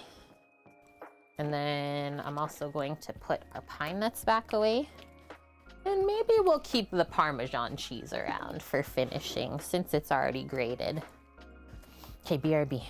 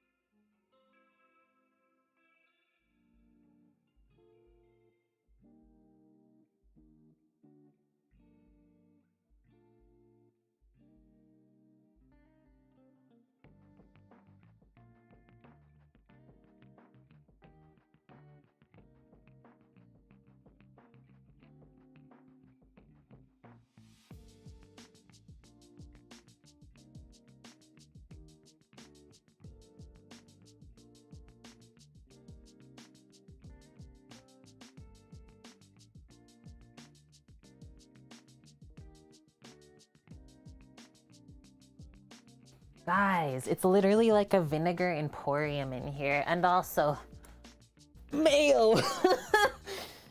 Mayo. Holy. Small amount. Cookie. Work wife has asked for the Guinness stew recipe, Bonk. Yes. Hers didn't have quite the flavor yours did. She did it in a slow cooker. How are you gonna sear stuff up that way? Cook down better in a Dutch oven. That's what I usually do too. We need a mayo emote, I think. Maybe that'll be one of the animated emotes. Just mayo. Seriously. And like it's still full. Almost full to the brim.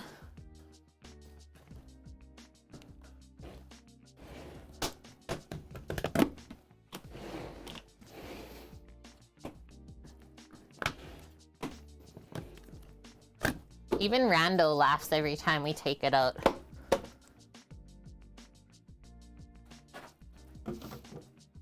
Like, look at it. Gotta pick it up like a baby. That's how much is still left. Boom. Mayo lasts for a long time, Mish. And I don't know, you gotta ask Sam that one.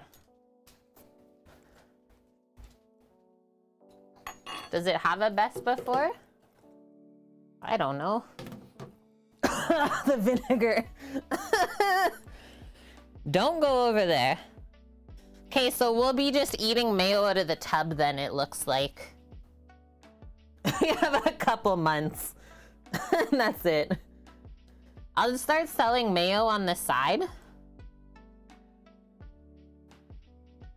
Oh yeah, and a scoop of QP for Bonk. I'm just gonna start selling jars of mayo on Facebook Marketplace.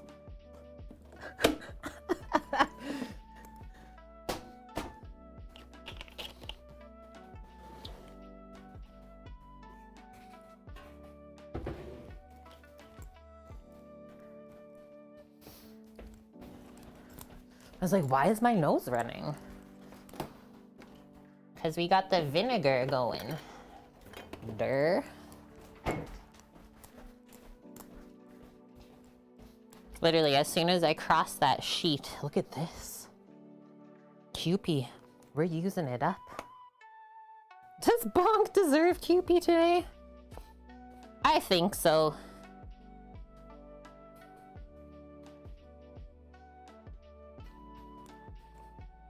He's keeping you guys in line.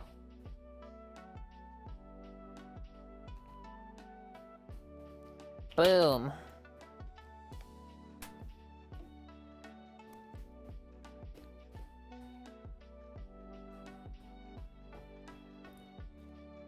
Now we might need a little bit more salt just to get the full flavor out of this, but man, this is gonna be good.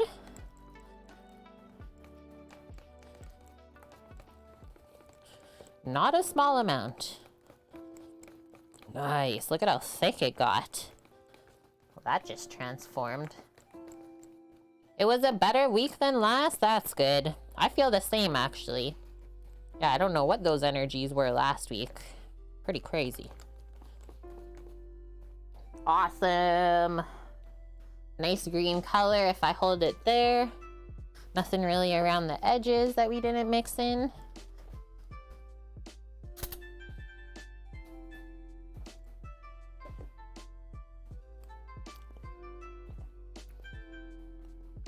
That's really delicious. Tastes like a pesto mayo. I don't know what else more to say. I think I'll leave this salt out. I don't feel like it needs it because we're gonna season the chicken, the tomato. There's salt in the bread. We're good. So that's our sandwich spread. Another thing complete. Maybe I'll leave this spoon in there for scooping later. We'll just put the lid on it. And we should definitely label it because there will be more than enough. There will be some in the fridge. Oh, that is so true. Yeah, it was Friday the 13th. Full eclipse blood moon. Same day. And then Mercury and Pluto are in retrograde. Perfect.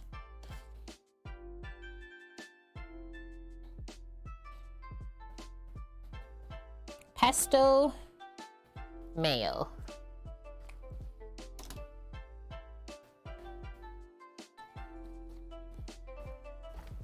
So I gotta grab some spinach. The mayo should definitely stay in the fridge until you're ready to use it.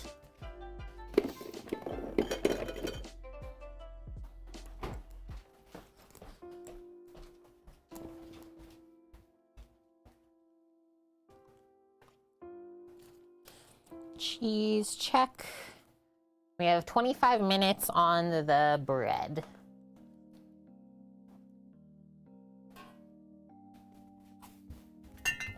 Just putting a few things away.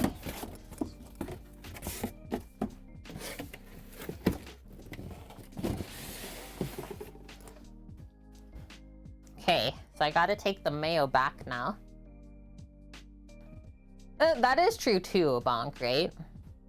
It's like if you think that things are gonna go wrong, they probably will.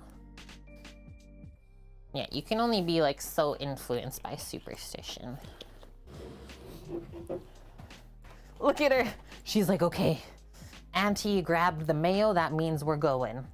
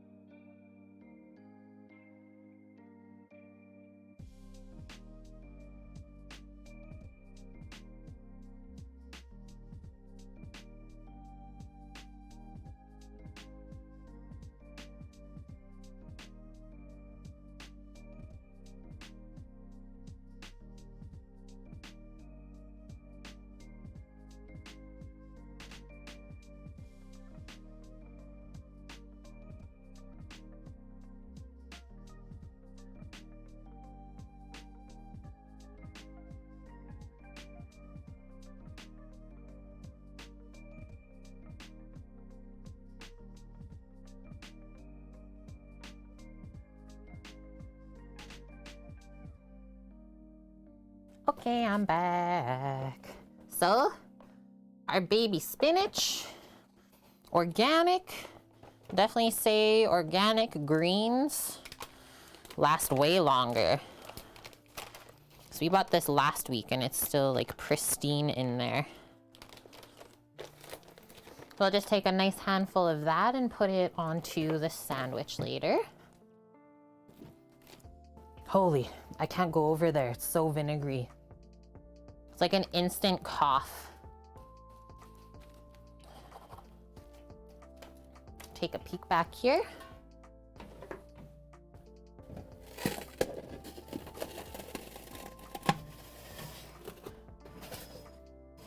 Oh, yeah. Oh, yeah. That is getting there. It's actually looking so good. Close that up to keep the heat in. We finally have some rise happening. And then if I take that off, let you guys see. Got bubbles. We got gluten strands. Holy! Look at those gluten strands. Still pretty sticky. That's probably just how she's going to be, though.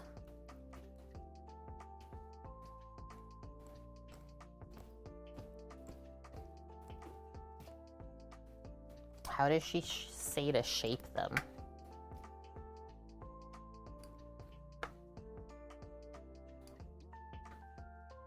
Quick ciabatta.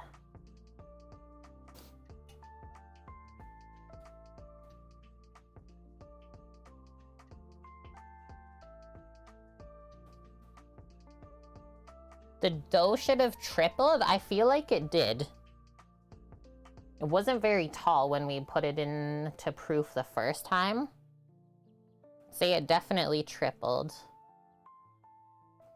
Some amazing high hydration doughs turn out pretty good. Yeah, all we need to know is that we need to use lots and lots of flour.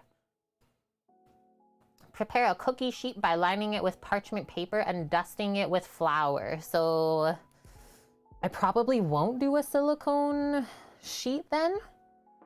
Don't do a silpat. What do we feel? And it would for sure work great with sourdough miche. Yeah, traditionally, ciabatta is made with a pre-ferment. Whether it's sourdough, something called a poulish, or the Italian version is a biga. So you'd like take leftover dough from the day before and put that into your next day's dough. Really simple. Okay, pour the dough out of the bowl into the center of the cookie sheet. So she pours it right on the sheet then. Okay, not on the board. I'm glad I read that, because yeah, it's gonna be messy. Yeah, biga. I'll type it in chat for you, Cookie, to look it up. This is something that they do a lot for pizza dough, specifically. You take a bunch, whatever you have left over pizza dough at night, put that into your dough that you just mix up, and then it'll all ferment together and make something amazing the next day. Using the bench scraper and a wet hand if needed, shape the dough, tucking irregular pieces underneath until you have 2 flat logs. The logs should be about 6 inches apart. This is a rustic bread, and the wet dough is not going to hold a definite shape, so don't even try for a beautiful even look. See, she tells us. I do like this.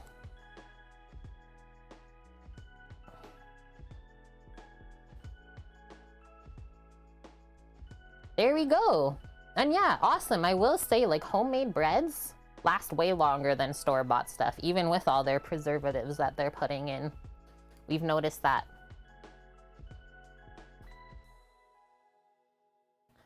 She says this is known as an Italian slipper bread for a reason. What, it looks like a slipper when it bakes? The baked bread will turn out absolutely gorgeous, trust me. With a translucent lit from within look and gorgeous air holes. Okay, I'm in.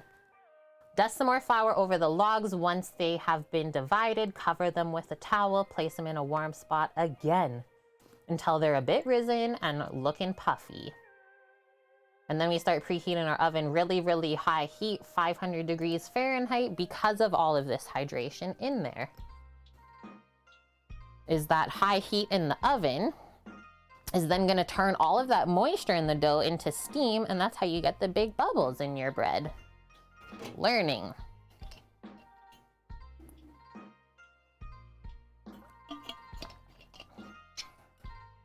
Sam's so lucky he doesn't have to be out here with the vinegar pot.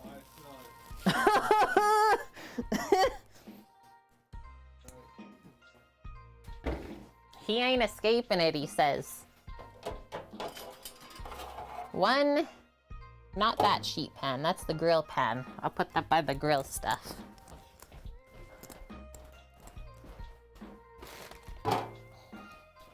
One grill sheet pan.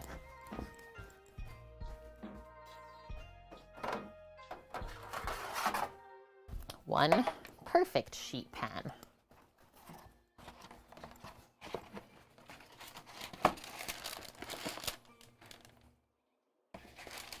I'm gonna do my silicone mat because I feel like it'll be easier.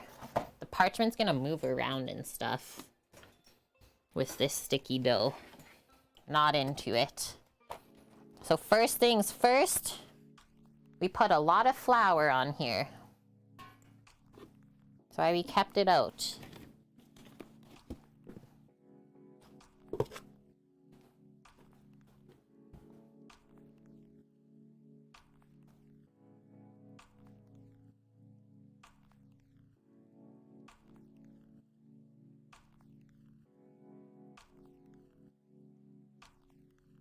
Probably even that out.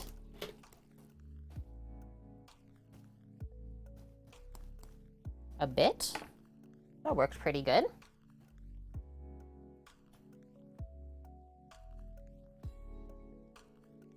Okay, that's as wide angle as I can go.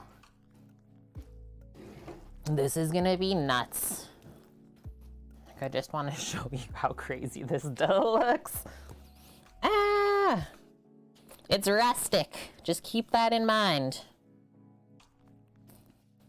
It's not gonna be perfect like she said, or at least not in this step. But don't worry, that's exactly how it should be. Also gonna just mix it up because we can take some of this bubble out. That is allowed.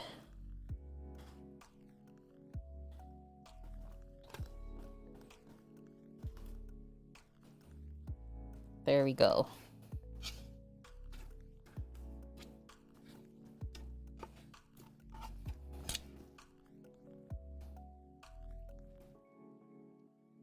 So sticky. That. The drop. Whoa. Don't touch the side of the pan. Okay, stay. Now we gotta get the rest of this out.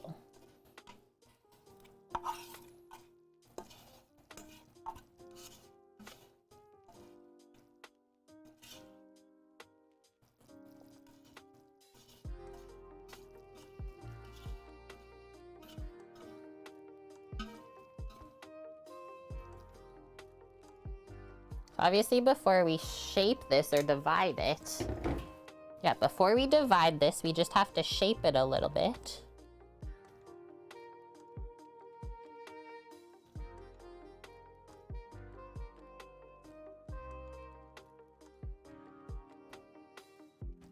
So I'm using my spatula to kind of tuck the edges in.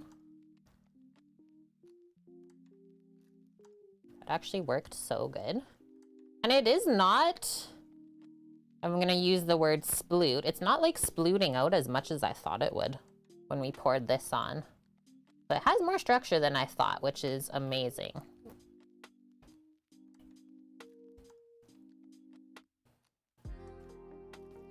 I'm gonna get this like semi-rectangular.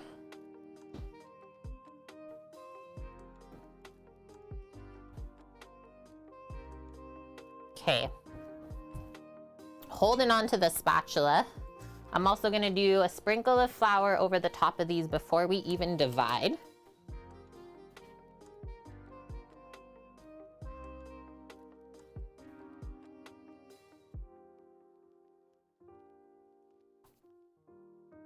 Ciabatta, you use flour. Focaccia, you use oil.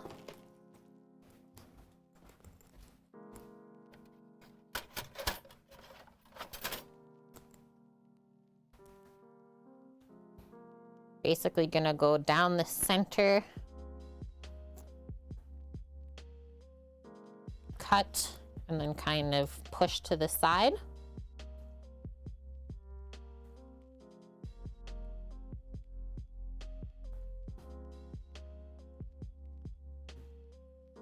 Boom.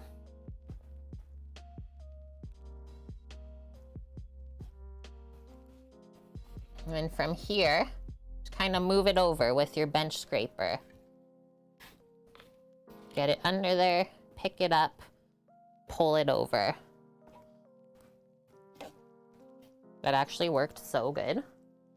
That's exactly how this is gonna look.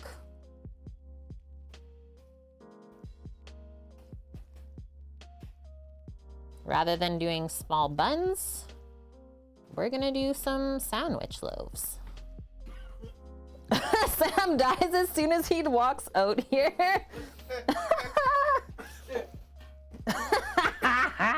You're working in this? Holy! I'm in here, man.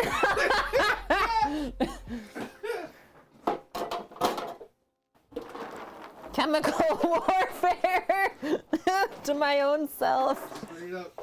Okay, more flour, and then we're putting a towel on. Not on me, on the bread.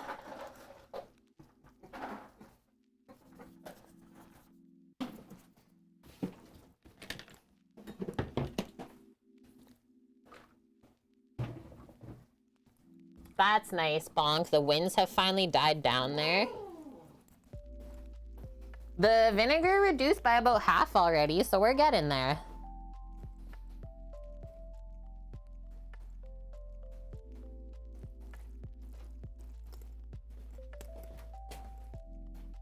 Hopefully my oven is still warm for these to proof on up.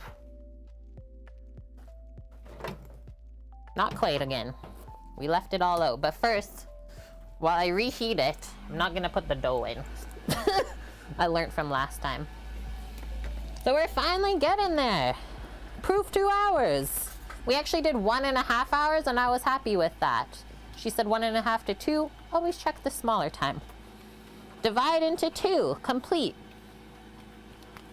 I'll say rest. For sure 30 minutes. We'll check it at that point. Could be puffed up and ready to bake, or we wait a little bit longer.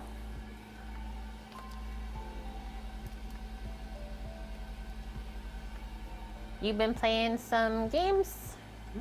Elden Rings? It's good stuff. Any scary ones? All scary. Cookie, did you play the part in Elden Ring yet? What do we call them? Sphinx cats? The 2 cats in the dungeon with the things? That was hard. I didn't like those cats. What's that? That's Mini Wheats. He's having a schnacker. He's a cereal man. Okay, I'm just gonna organize a little bit of dishes over here. Bung them up.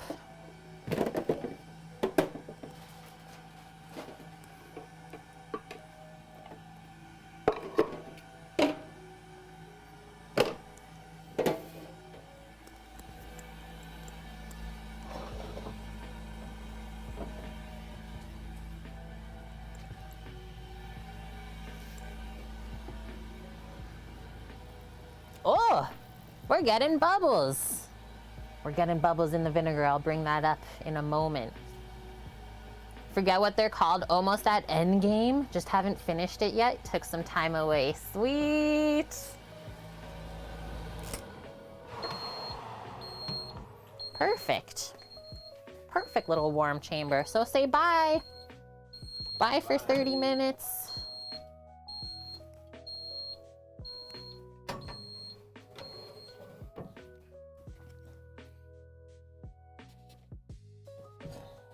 What did I do here?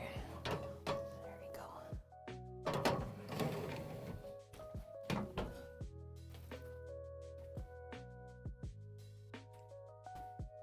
My nostrils are burning.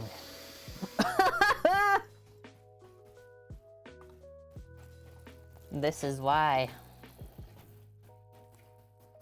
This is why. So those are the bubbles we're looking for. Getting close.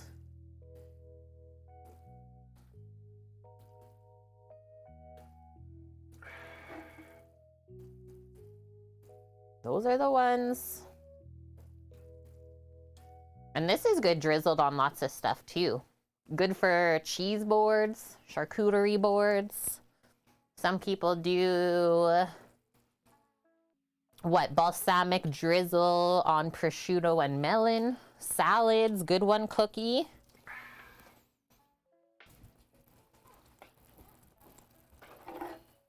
Yeah, it's got in there. We'll probably end up with like a cup because it starts to burn your eyes too. It's like sweet vinegar. All night. And like just hot sauce getting tossed. And just smells like acid in your nose. Yeah.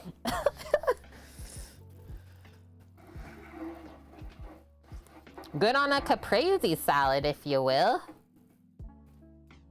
I literally don't know what to say about the lighting in here today, guys. It's just sus. I do, so...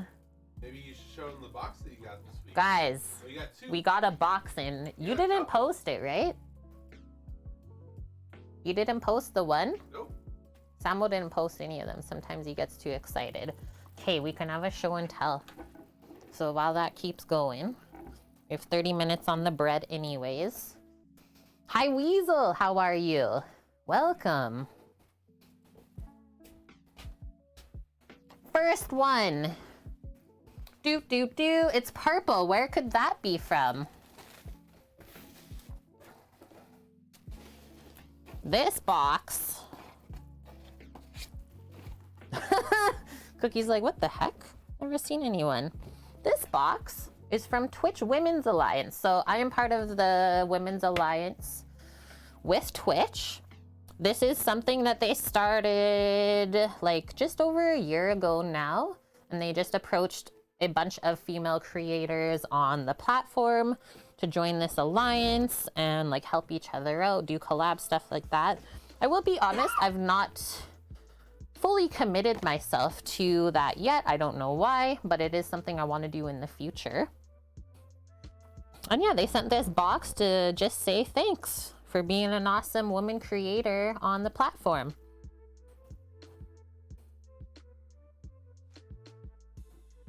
They say, we've been excited to see how women creators of all sizes have started to use Twitch Women to connect and support each other online.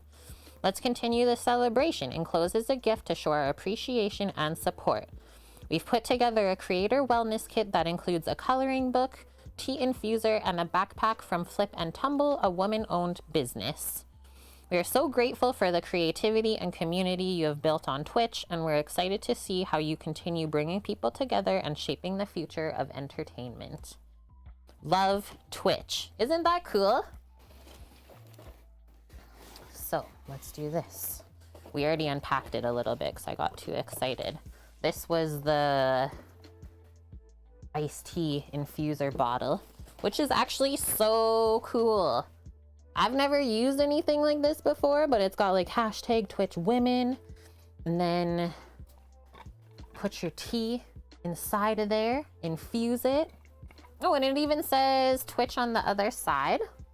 So how cool is this? Like, I was really pumped because first I got this in December last year, and like they match. So I got two cool Twitch bottles now. Always good to stay hydrated. And yeah, the little book, look at it. With literally Twitch pencils. Reminds me of like the golf club or something. And yeah, it's like a kind of a coloring journal of sorts. There are different coloring pages and just blank sheets. And then this backpack is what I'm super stoked about, because I think it's going to be awesome for bike riding. Look at how big it is. But it says Twitch Women on the front, and I'll also bring it to like TwitchCon, and then Twitch on the back. And so this is how it is. It's like it flips over, and this is a little phone storage area. Really lightweight. I've not even put it on yet. Cool. Yay! Like folds up, so I would make those straps way bigger.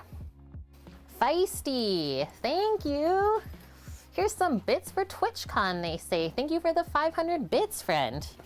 Yeah, really cool bag. Nicely made as well. So that was our first box that we got. Wasn't even sure if I would get one of these. You had to like sign up, but yeah, glad I did. So cheers to drinking tea. I like packed it up all nice with Twitch wrapper. Watching my balsamic syrup, it's getting pretty bubbly. And then the next box is definitely food related. Are you guys being cute? Astra and Uncle Nap time. The next box. It's here! It is here! Vyun! How are you? He's here! I love all the different things. When pure gelato's you're craving, not unpure. Woohoo! Homemade is a craftsmanship and it gets easier together. How's Vyun doing today?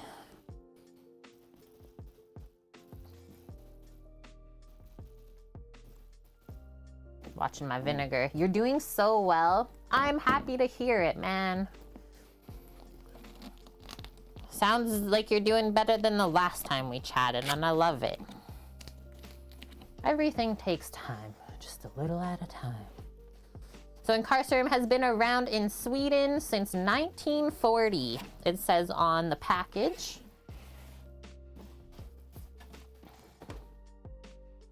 See if we can open it up here. Here's the first bit. Open that up. Boom. Boom, and we kind of put it together already. Comes with a little book. Can you humble brag? Of course you can. This, so it shows you how to put it together. And then I love Incarcerum because it gives recipes to use all of the things. So it gives a base ice cream recipe and how to clean your thing. So the whole ice cream maker is not dishwasher safe. It's all hand wash. Shows you up there. Tells you the speed and also the max fill, which is 1.5 liters. I think I'm just gonna do vanilla cookie. Just a vanilla. Probably on Sunday to go with some pie. Why are you even asking, Vyun? That's what I wanted to know. Went from triple XL shirts to just XL in the past 6 months. That is amazing. Huge congrats on that. Taking care of your health and your body. I love this little piece, the lid. The little fancy like silver knob on there.